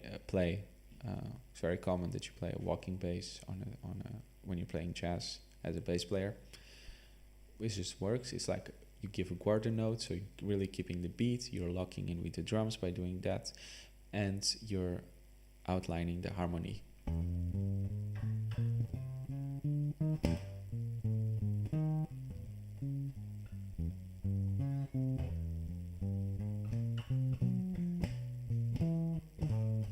And that's also the story about time over notes. Walking bass, super important, your timing. Of course, as a bass player, you have to have really good intonation so that the harmony is clear. Walking bass, it's probably the most important element in a jazz band. If you have drums and bass, you really have to have a good walking bass. Otherwise, your band's going to suck. Not just, of course, you have to have a good drummer and you have to have a good walking bass beat if you're playing swing time. Otherwise, you can have the best timing as a soloist. If you're listening to your rhythm section and they suck, you have to ignore them and just play your own good timing. So it's nice to have good walking bass. Yeah. Charlie Parker, most famous saxophone player, one of the best, if not the best musician to have ever lived. Legendary stories about him. Check out the movie Bird from Clint Eastwood. It's a good movie about him. Can get you started on get to know more about him. Invented, you can say, or was extremely important in inventing bebop. Wrote a lot of tunes for it. Wrote a lot of contrafacts, where he would write, as we talked about, like he would write solos type of thing, melodies, but they were not really solos. They were much more motive based than his real solos, and he would write these things on standards. So, for example, Donna Lee is actually based off what was it, Indiana or something, like another standard, and he just wrote a bebop melody on top of it, and it's like a contrafact. It's a bebop tune. So most of bebop tunes are contrafacts, and Charlie Parker was, I think, one of the first people that did that, I believe, if not the first. And another thing that most people forget about him, it's there's so much depth about Charlie Parker, how he plays the bebop, how he phrases it. Never underestimate, never think that you can play like Charlie Parker. Never think that it's you get him, because there's a lot of depth into this musician. And also, if you listen to how he plays ballads, if you listen to how he plays with strings, Charlie Parker with strings, it's insane. There's a lot to learn from these recordings. And just as Dizzy Gillespie, he loved Latin music and also did some things with Latin music. I think he also plays Tico Tico no Fubá from Brazil. So would be interesting if instead of Stan Getz we had Charlie Parker with Jobim and Astrud Gilberto, João Gilberto, like playing Girl from Ipanema. It would be interesting. It's insane to me where Bird got his ideas. To me, it's easy to see where Coltrane and others look to for their influence, but nobody before Parker sounded like that. Well, definitely Lester Young was a big influence on him. He also got hired to play with Dizzy Gillespie. Dizzy Gillespie was already doing some big band arrangements that were with musicians that were already pushing things by themselves. They went through war, so there was more changes happening in the music scene there.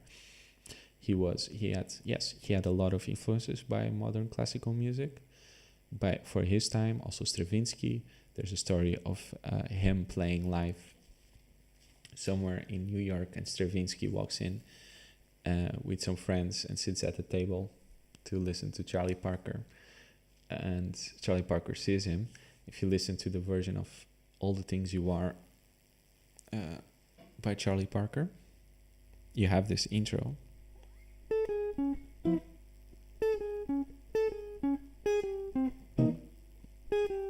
That's a quote from, I believe, Stravinsky.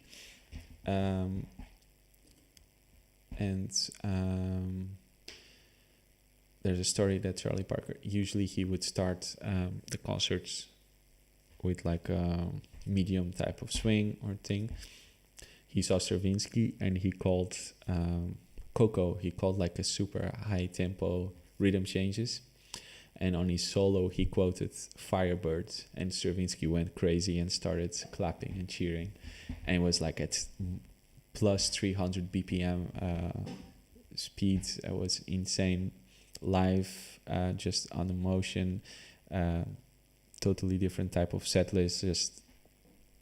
Just to give an idea of how fearless he was, how confident he was, and how knowledgeable he was of things, and how his audio creativity, how big it was. Yeah, very important musician. If not the most important. The Charleston. I think that's this rhythm. 1, 2, 3, 4. I think. Let me see.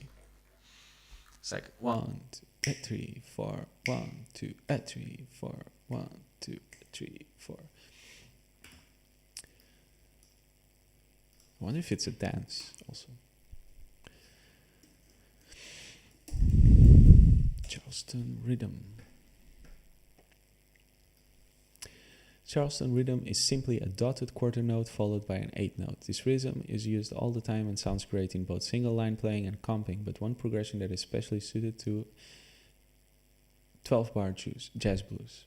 Oh, so it could also technically be on the 3 and the 4 end. 1, 2, 3, 4. 1, 2, 3, 4. Or maybe that would be a bit crazy. Interesting. Benny Goodman. I believe he was the one that played with Charlie Christian. That discovered Charlie Christian. Super important. Jazz guitar player. All right, Francis. Good night. I should be going to bed, man. This is crazy. I'll try to. I'll do my best. I think I can finish it. We'll see how far I get. Good night, man. Nice that you were here, man. Always appreciate to see you. It's a long time already.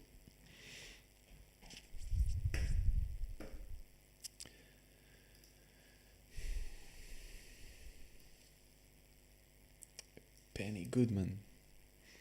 Yeah, one of the most popular swing band, big band leaders. Great. He also started doing things with smaller bands, smaller combos from big bands.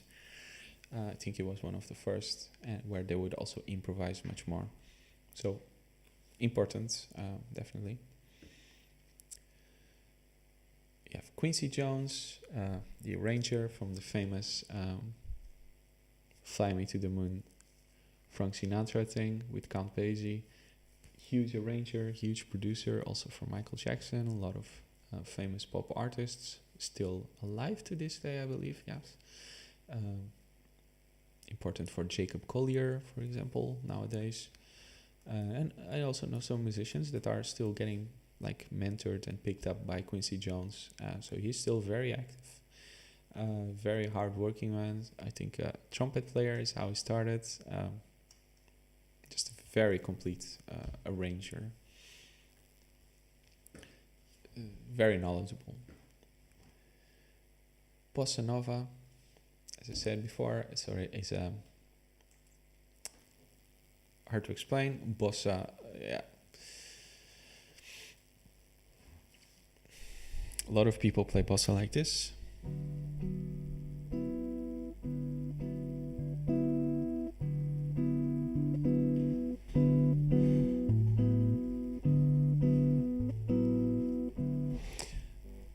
Apparently, according to Nelson Faria, it should be like this. 1, 2, 3, 4.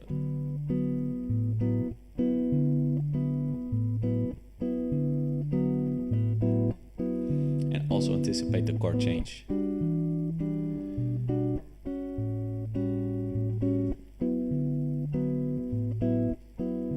Which is very interesting to think about. Of course, if you listen to João Gilberto and all, like, of course you hear both going through each other, but I think they just have more options than us if we don't know about it. So yeah, I don't think necessarily if tambourine is in bossa nova as important. I really think for me bossa nova is very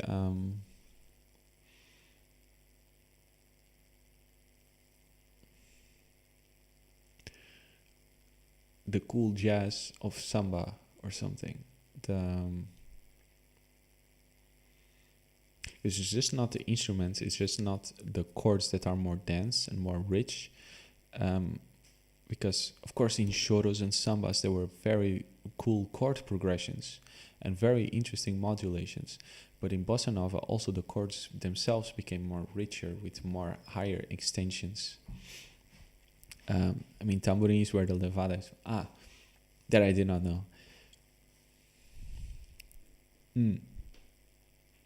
Okay. It's taken. João Gilberto is imitating the tambourine. Okay, good to know. Yeah, tambourine, super important for Brazilian music. You have to know it.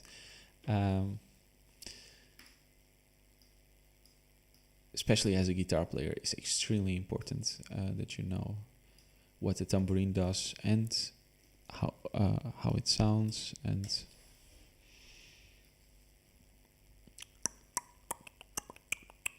that's where that idea of here is how it looks like, and that's where that idea of having that thing that I talked about in the beginning,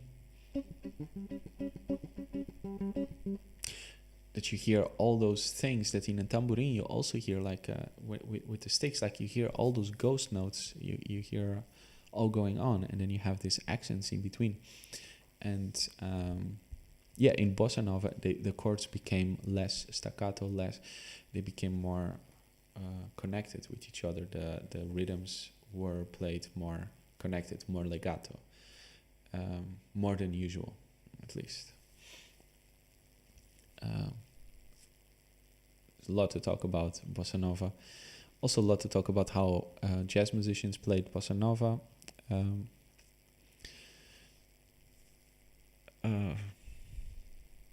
One of the most interesting music styles in the world. Dave Brubeck, very good composer, piano player from the famous Take 5 recording that was actually composed by Paul Desmond, not by Dave Brubeck. Let me just make sure that I'm not lying. Paul Desmond, very good saxophone player, who has interviewed Charlie Parker. You can listen to an interview from Paul Desmond interviewing Charlie Parker on the radio or something, I think. Interesting. But Dave Brubeck, composer, a piano player. A lot of piano players that did not like how Dave Brubeck played because they said they did not have a good time feeling, not good rhythm, kind of like mediocre piano player. But as a composer, like he has a lot of, especially with odd time signatures, he had that Time Out album where he would do different types of time signatures into jazz compositions and different things. So very cool. YouTube influencers. That's me. I'm an YouTube influencer. I'm not a YouTube influencer. I think YouTube influencers, it means more like people maybe like Adam Neely or something, or maybe it's just a meme entry, or I don't know if there's jazz YouTube influencers even. I don't think Adam Neely is necessarily an influencer.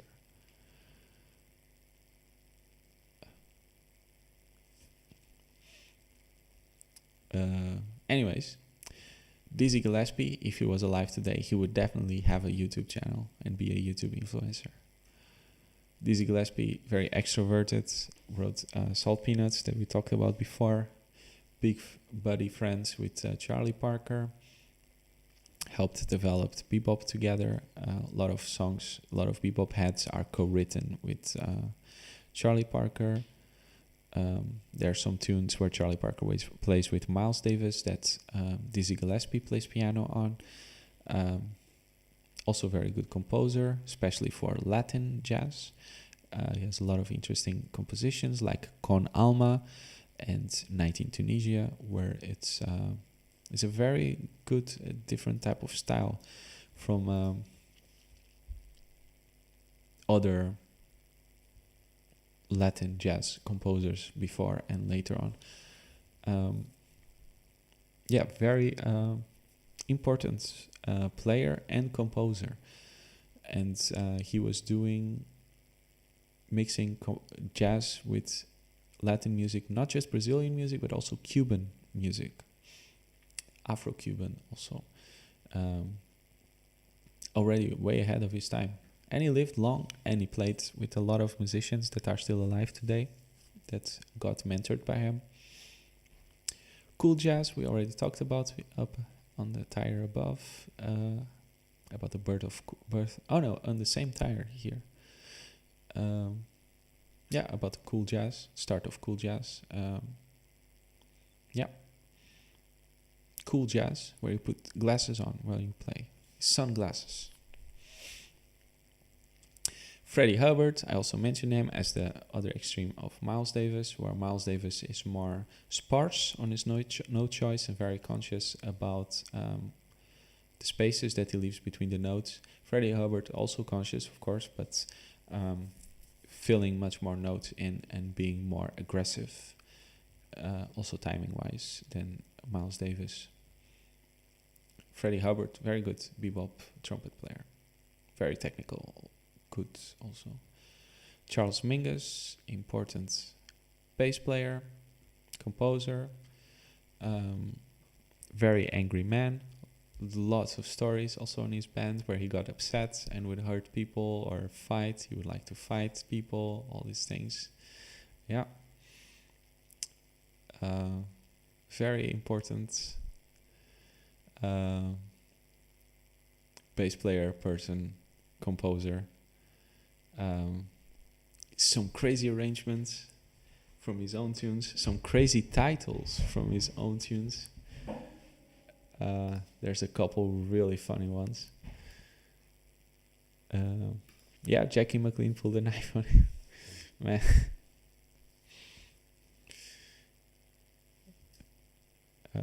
I heard that story, yeah. Charles Mingus. Tunes. Let's have a look. Okay. Hora de Cubitus. Okay, we're getting kind of weird. Okay, group of dancers, folk forms, meditation for a pair of wire cutters. So this is a meditation for a pair of wire cutters.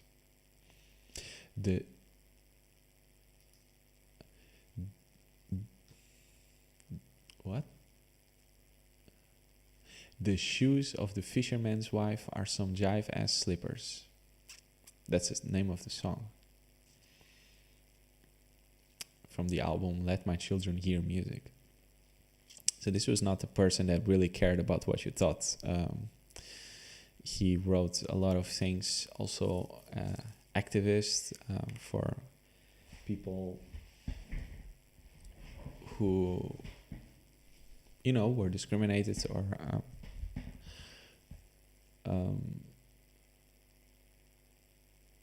he was someone that if he wanted something, he would go after it. Have you heard the tape of Freddie Hubbard screaming at people in the crowd? There was a few angry guys. Freddie, what? Hubbard screaming at the crowd? Tape. When wild musicians.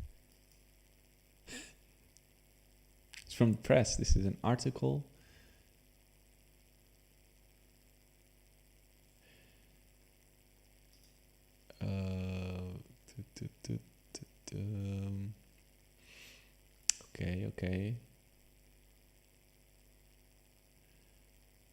Okay.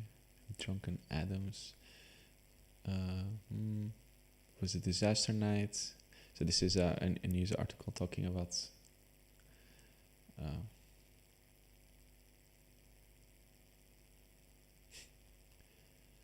jazz trumpeter Freddie Hubbard is the star of this article. Specifics: around 1967 at an unknown venue, probably in Europe. What do you mean, probably in Europe? Why Europe?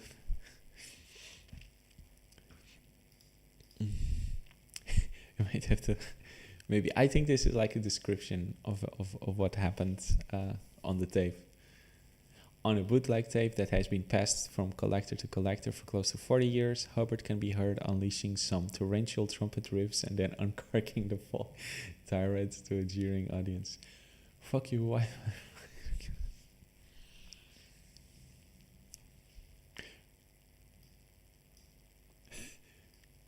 In 1967. Is this what he said on your tape? Voice in the crowd says, "Go home." Well, okay, I'll go home. If you don't like me, kiss my ass. That's right, because you jive, you jive, you jive, you white motherfuckers. You the ones who started this shit. Let me show you, you the ones. Da da da da. Whoa. Starts to weep. Did he cry? He cries? How is this not a meme yet? He cried? Is this on tape? If you don't like me, kiss my the drummer tries to launch into the next song. I won't do it. The aftermath is unknown, though this was not to be the last of Hubbard's meltdowns, nor the last to be caught on tape. Another was at Cleveland Club, the front row, where in 1977 he stormed off the stage screaming, "Miles Davis, Miles Davis, Miles Davis, I ain't Miles Davis."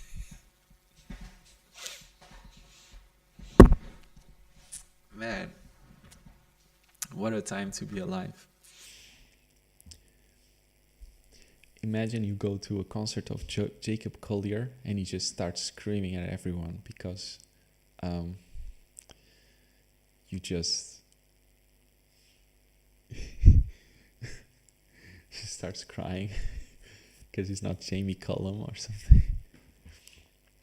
Yeah, I'll look up so that we can see this tape.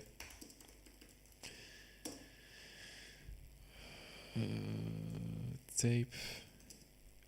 Angry crowd.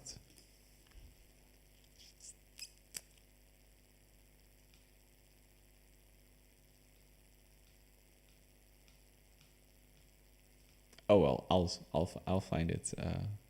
Thanks for the.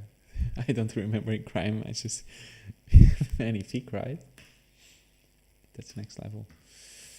Political jazz, yes. Charlie Mingus, political jazz. Charles Mingus, not Charlie Mingus. Heroin addiction, also important. A lot of musicians had this problem. It's definitely not something to be proud of or something that inspired or something that they tried. All of them tried to quit. Coltrane, cold turkey. Nothing to joke about. Is very bad. Also very tied to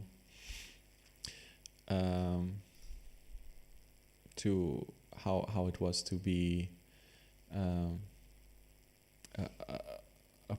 a black person, really, in that era of being so much in contact with drugs around you. And there were musicians that would sell it around, pass it around. Like Philly Joe Jones was a very famous heroin dealer that would sell to Bill Evans, for example, to Coltrane even. Like he would make sure that he would sell the drugs to people in his band and these things. And more like him, not just Philly Joe Jones. It's quite normal in that time. So it's a vicious cycle and very hard to get out. They say Charlie Parker addiction started in his teens after a car crash. Yeah, it's just when your life is so, your life is just so vulnerable when you're in such a situation that when something bad happens, it's so easy when you have that in your environment as a quick feel better card or a quick if you see people around you doing it, it's just very complicated and it destroys a lot of people's lives, and there's no prestige or no glory, nothing glorious about getting addicted to drugs. Got hooked on morphine. Yeah. Bud Powell also had a lot of problems with that. It was more mental. I'm not sure if Bud Powell was necessarily a drug addict. But yeah. Maynard Ferguson. I actually know him because isn't he like the trumpet player that plays in a lot of jazz cruises? It's like also kind of fusion trumpet player. Maynard Ferguson.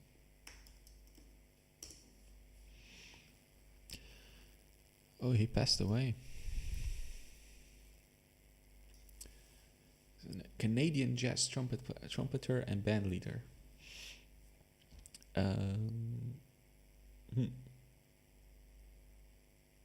He formed his own big band in 1957, so he's a OG. He's yeah, that I did not know. I did hear some things. I don't remember why, but I did watch at least 2 concerts from him on YouTube, from somewhere live. I've never heard any of his albums, but I did see the things that I see was from Jazz Cruises actually. But I guess since he died in 2006, unless there's another Maynard Ferguson, it was before that. Or maybe I'm confusing with someone else. But I think it was Maynard Ferguson. Modes. It's not necessarily jazz specific. Modes can be, it's really a music theory rabbit hole where you can lose yourself super fast. Modes, you can think of it literally as a mode of a scale, a way of a scale, a mode as in type of a scale. Within a scale, you have 7 points, so you have 7 starting points. You have 7 types of the same scale that have different sounds. If you take that as that starting point, the different point as the starting point.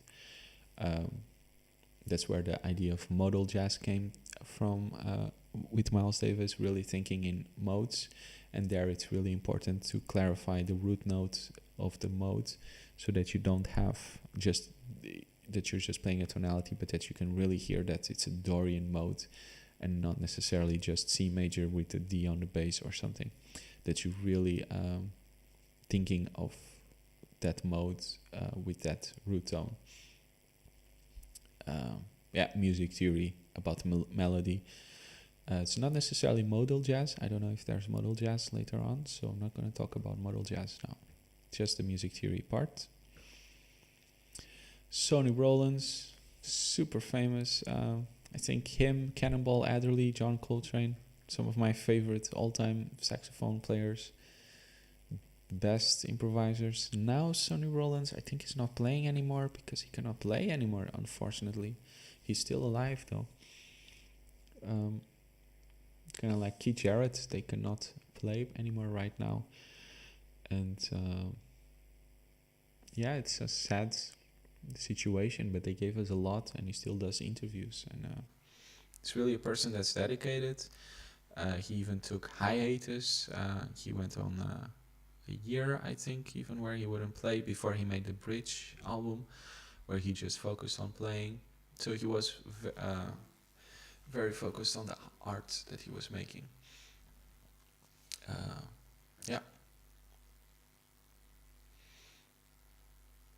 Sonny Rollins is so cool. He digs guitar players. Jim Hall played with him. Peter Bernstein. I think his career really started with playing with Sonny Rollins. I don't know for sure. At least in the bigger picture. If you play with Sonny Rollins, then it's immediately a big thing.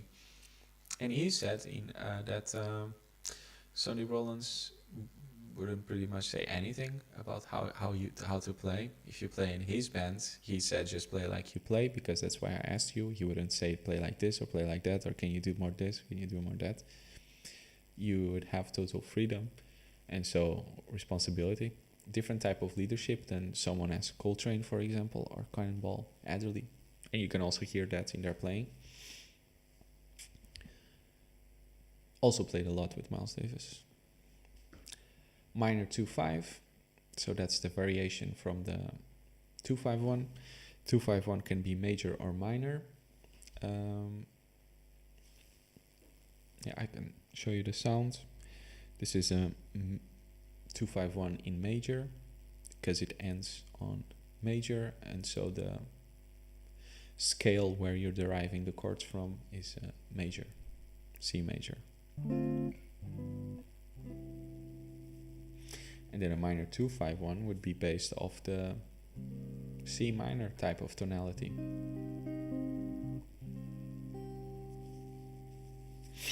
So then the 2-5-1 would be, the 2 would be a half diminished instead of a minor 7th. The 5 is a G7 or a dominant 7 still, but then with a flat 9.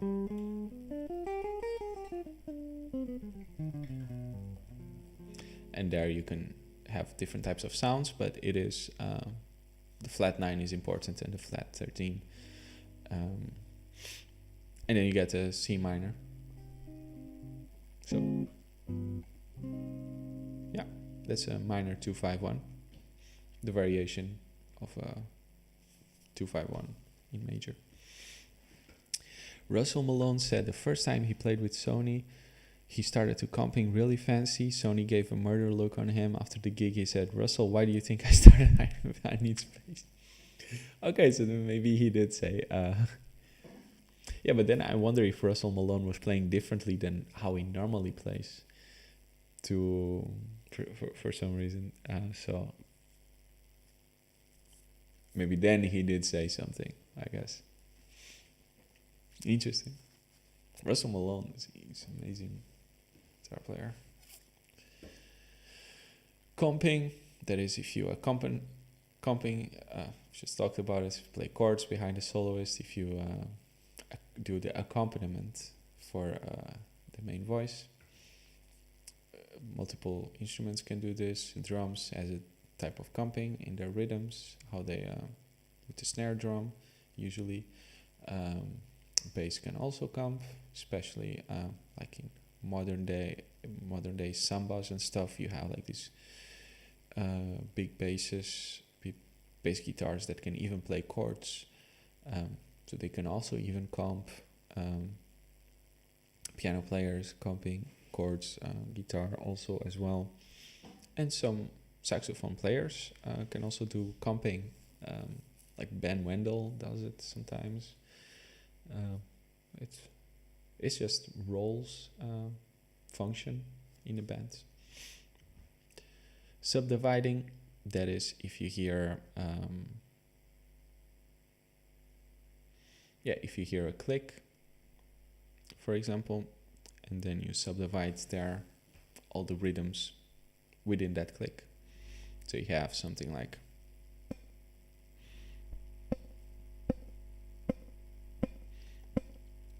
you can subdivide this space in a lot of different ways. So you can subdivide it in 2, so then you get 8 notes.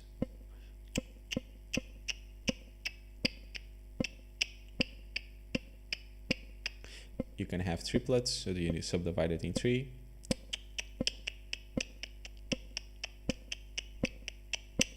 You can have 4 subdivisions, so then you have 16 notes.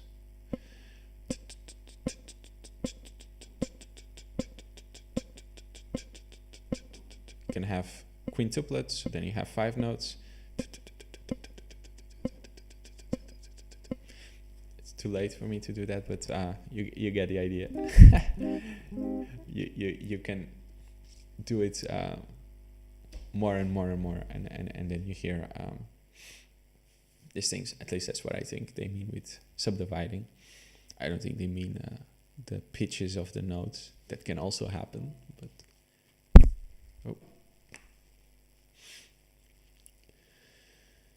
Max Roach, super important drummer. Played a lot with Clifford Brown as well. One of my favorites improvisers in drums. I think also played with Charlie Parker. Yeah.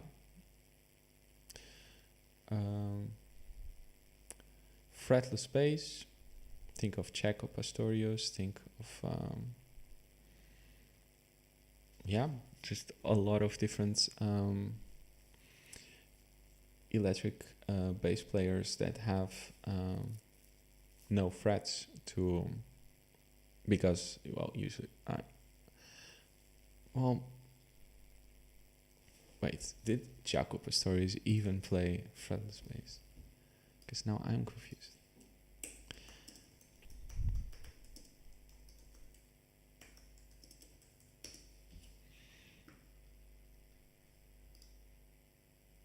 Yeah, he invented the attribution to the invention of the fretless bass guitar is given to Jaco Pastorius between 1969 and 1970. Removed the frets from his Fender Jazz electric bass. Bill Wyman of the Rolling Stones was also known for playing a homemade fretless as early as 1961. But I guess Jaco Pastorius was the more famous one as in the bass guitar to do it. I guess to imitate more the double bass sound, because of course double basses don't have frets. That would be ridiculous. Well, I bet they wished they had frets, but no. Yeah, it's yeah, this fretless bass. I think. You don't think that's true? That Jaco Pastorius invented it. I think they just attribute the invention to him, but I don't think he came up with it himself. I think you see here that there were already people doing it before him.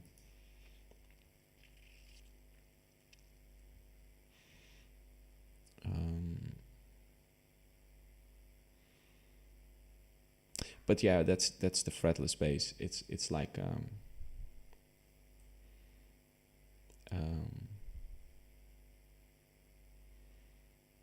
definitely a different sound than a normal bass guitar. And nowadays you usually see I don't. Well, I have played with some fretless bass guitar players, but it's not as common.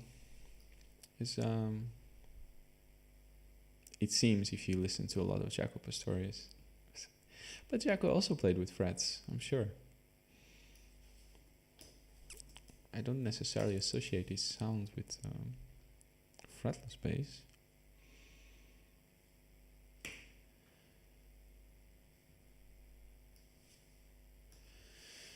Jaco Pastorius, master of the fretless bass.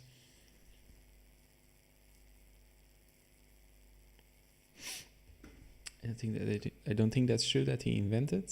I mean, 1970s first fretless electric. Yeah, true. You know, Wes recorded some stuff playing electric bass like it was a guitar. That I didn't know. I'll look it up in a second. Who invented the fretless electric bass? Article in Rocksmith from Ubisoft, so it's from a game. But yeah, not necessarily the most credible thing. Urban legend credits jazz bass master Jaco Pastorius, but whether this statement is true or not, he certainly popularized it before fretless basses were common or commercially available. So, yeah. I don't know if you trust this necessarily, but yeah. Wes was playing Monk's electric bass here.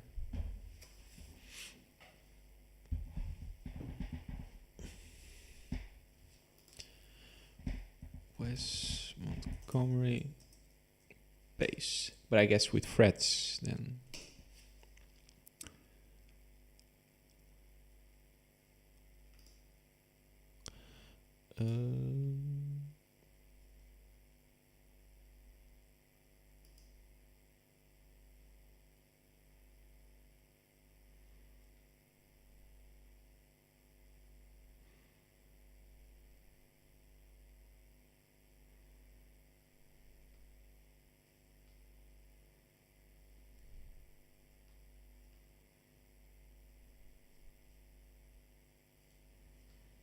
Yeah.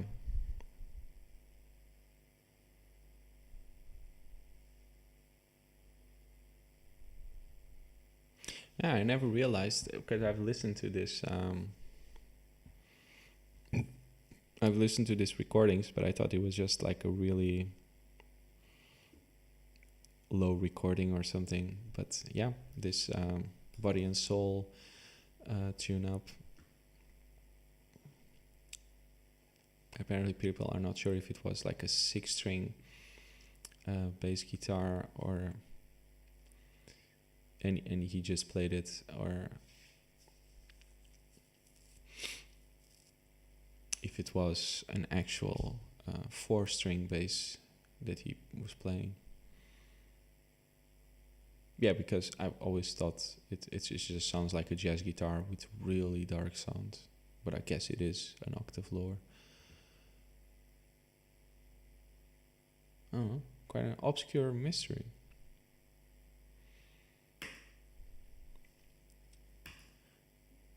Fretless bass.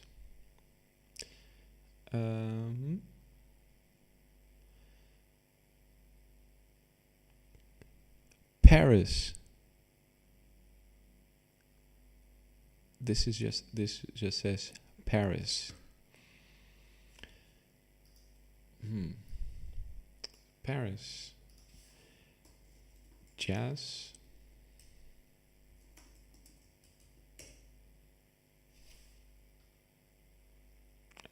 Jazz mystery.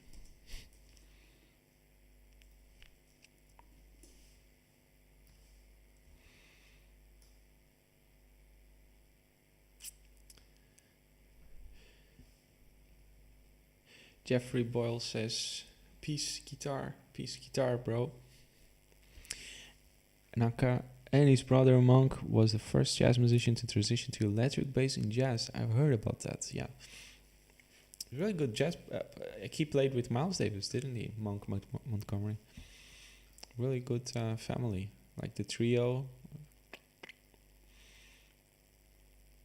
Yeah, I don't know what this refers to, Paris, about jazz here. If anyone has any idea, I'll go. Art Tatum, of course, the genius piano player, legendary chops master, can play anything, super fast, incredible sound. One of the best piano players ever. Died quite young, at 47, 46, more or less. Especially known for, the technical ability. So many stories of people walking into Art Tatum playing in a bar and just their minds being blown. It's insane jazz musician, revolutionized the jazz piano. And there's also a story of Herbie Hancock, I think, during a recording session with Miles Davis, where they have Art Tatum playing before they were recording, while they were discussing, and he was getting super distracted. He just said, "Please don't take Art Tatum out because I cannot play anything if I keep listening to how he plays." He's very subhuman, inhumane talent. And going on, hard bop, already mentioned. It's the hard bop, the bebop that's more influenced with the blues. The famous players like Horace Silver that played a lot of hard bop. It's came after bebop. Usually was more tempos were more slower. The chords were more dominant 7, sharp 9-ish. A lot of blues scales also mixed in with major sixths and this type of things. And very cool stuff. I think Hancock 25 on. Wait, what is this name? You have the epitome of the jazz meme name. Hancock 251 XD Omega Low.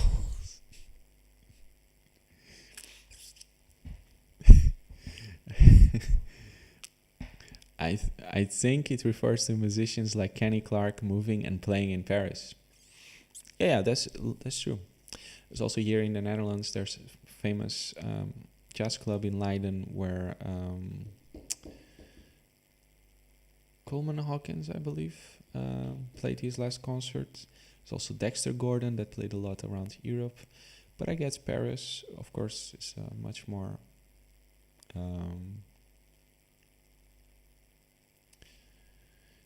main hub, and also because of Django Reinhardt and those gypsy jazz was really a big thing.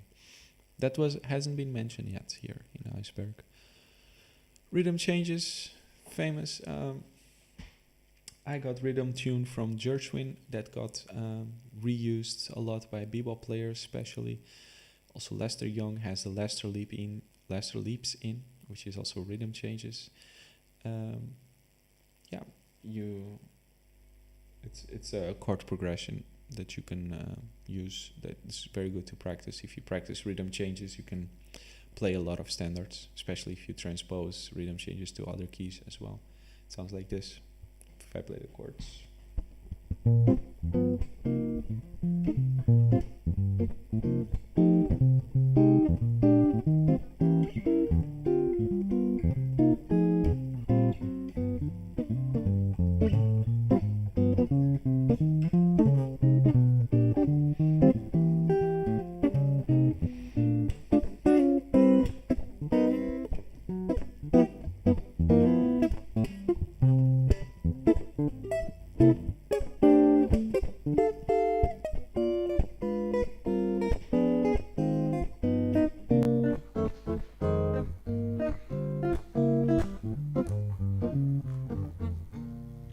You can also do a lot of reharmonizations with it. You can play a lot of different things. There's Eternal Triangle where you have a bunch.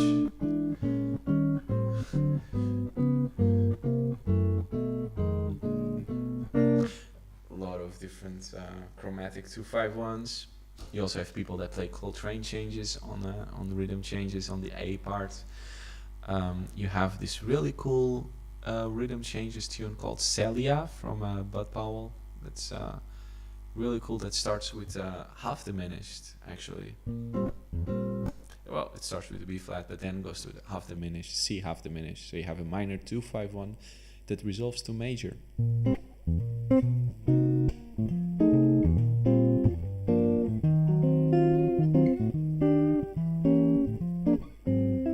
This is a very cool variation of the rhythm changes by a player that was contemporary to Charlie Parker. So a very cool tune to check out. Also very cool melody. Celia. Rhythm changes. The backbone of bebop, you could even say. You cannot play bebop if you cannot play rhythm changes. Dexter Gordon, super influential tenor saxophonist, lived for a period in Europe as well, played a lot in Europe, but Our Man in Paris is also a very famous album from him. At least, if I'm not confusing, it's already quite late, so I might be confusing names by now. Our Man in Paris. Really cool album. If you want to play ballads, you have to learn from Dexter Gordon. He plays ballads. He's the master of playing ballads. And he has this wonderful quote about how to play ballads. How to play ballads. Dexter Gordon.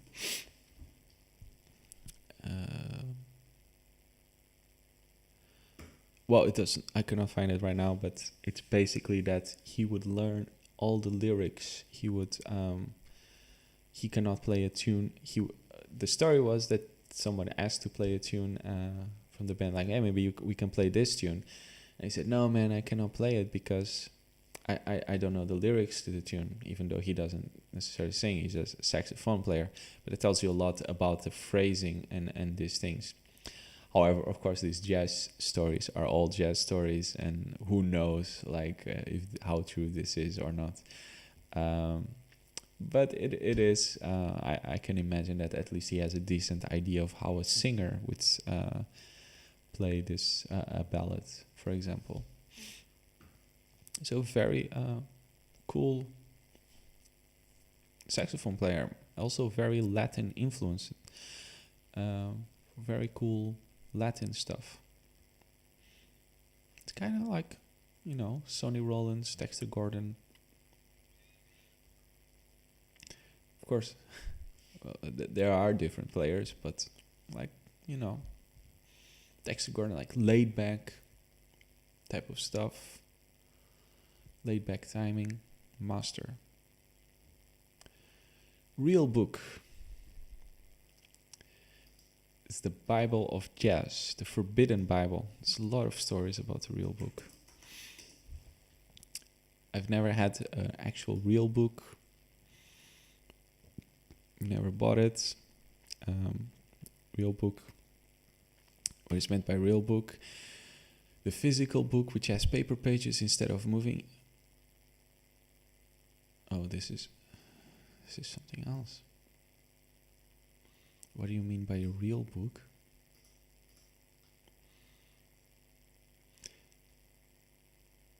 The real books can be held in the hands. Oh, come on. The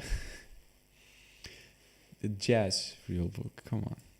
You think I actually want to read a book? I want to read a real book.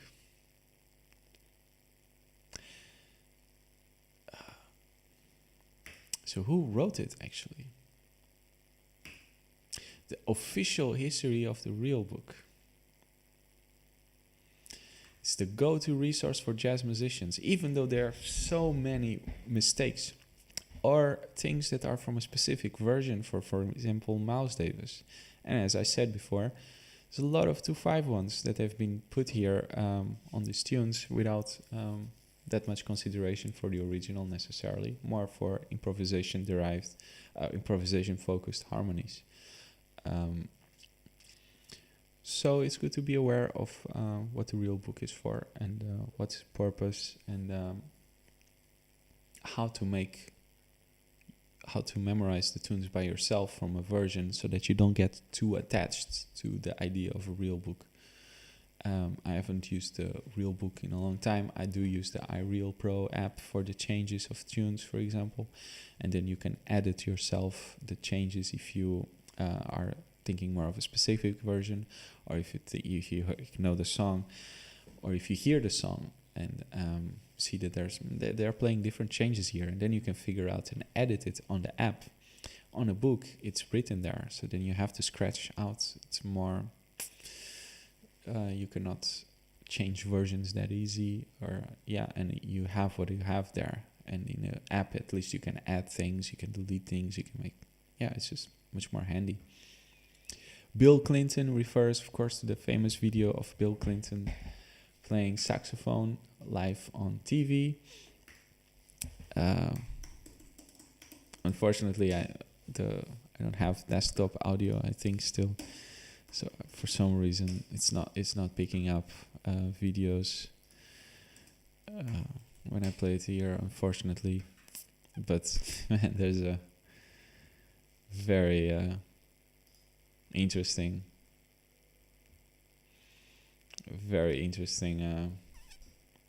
version of him playing the blues.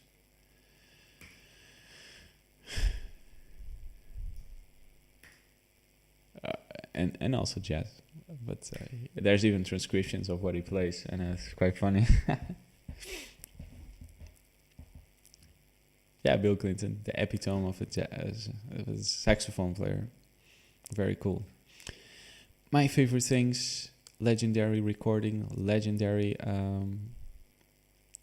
tune, especially for John Coltrane, who became really famous when he made his version of My Favorite Things.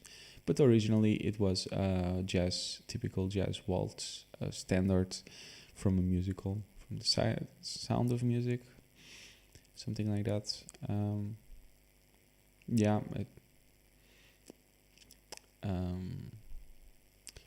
that's it. My favorite things. You can also refer to the album that's also called My Favorite Things from Coltrane. Some really cool tunes, also some more obscure tunes. You have this new album, well, new relatively, where you have this Coltrane reharmonizations.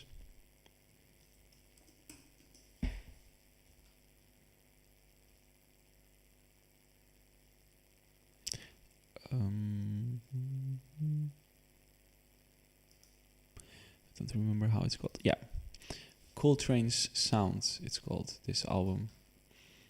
And if I look up information about Coltrane's Sounds CD, you see, probably, if I'm not mistaken, it's recorded together at the same time as My Favorite Things. Yeah, it was recorded at Atlantic Studios during the sessions for My Favorite Things. After Coltrane had stopped recording for the label. And at the same time where we recorded My Favorite Things, he would also record like this 26.2. He also recorded Body and Soul, that famous version. Yeah, a lot of things like Lageira, Central Park West, Satellite, Coltrane changes. So he was still experimenting. Even though on the album itself, My Favorite Things,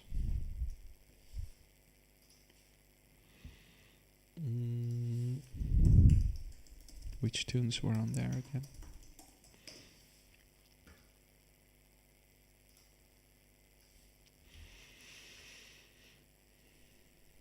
Yeah, so it has My Favorite Things, Every Time We Say Goodbye, Summertime, But Not For Me. And But Not For Me has some Coltrane changes. Summertime, also cooler version, 11 minutes long. Yeah, I love Coltrane. Buddy Rich tapes, those are the famous tapes of Buddy Rich going down on his band because they were not good enough or because they didn't play as good as he wanted. Yeah, it's... there's a lot to find about it on YouTube and everything. It's a lot of fun to see Buddy Rich getting angry, and not so fun for the bands, unfortunately. Yeah, you can find them on YouTube. Space.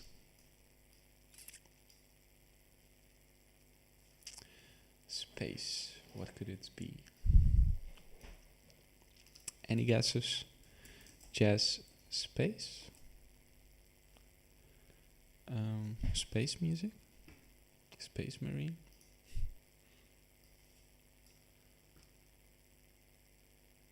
Space Jazz? Space Jazz. Apparently it's a genre by the guy who wrote the Scientology. Ron Hubbard. That's the guy who invented Scientology. He made an album called Space Jazz, apparently.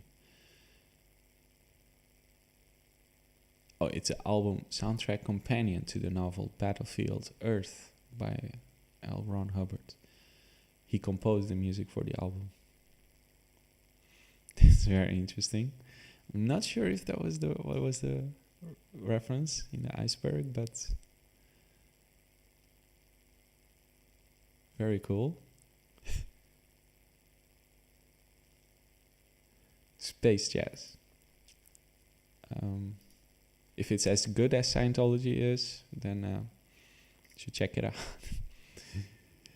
Blue Note Records, the famous Blue Note label that made the most influential jazz albums ever, that still exists today, the Blue Note label. You also have the Blue Note clubs around the world where you have really the best jazz artists that come by. Blue Note. based off the blues scale, blue notes. That's where I guess the name blue note comes from. You have music education about college, conservatory, about how the music education, how it works, how what it's like to be in a conservatory and what happens afterwards. Yeah, it's very important, especially nowadays with internet and everything. Music education is becoming more and more a place of networking and meeting people and making connections and learning with in practical sense more than really learning about music theory. I think most people nowadays that go to the conservatory know more than people used to finish the conservatory like 30 years ago. With internet, you can learn a lot by yourself, but especially with a teacher there and with really inspiring people around you, then really pushes you to the next level. Kenny G Sucks. That's about a critique from Kenny G up here, from famous smooth jazz sax player that Pat Metheny completely made fun of, said that it's terrible, music is terrible. Yeah, and nowadays is a meme that Kenny G sucks. You can hear also a lot of memes about Kenny G here on YouTube. And jazz standards, the famous jazz tunes that everyone plays, that people make their own versions of, that people make. You have this Broadway type of music. You have this these tunes like My Favorite Things is a jazz standard, and then comes a musician like Coltrane who's super influential, makes a crazy version of a really cool version of this standard, or Miles Davis, or Frank Sinatra. And then people listen to it a lot and they make their own versions, their own interpretations. Jazz standards you can see as a template for an artist's identity. It's like a common factor that jazz artists have. So they play the same standards, and from there you see their identity by the differences. Like Coltrane's Summertime is so different than Frank Sinatra's Summertime. And with that, we finish the second layer of this iceberg with Coltrane. And we can go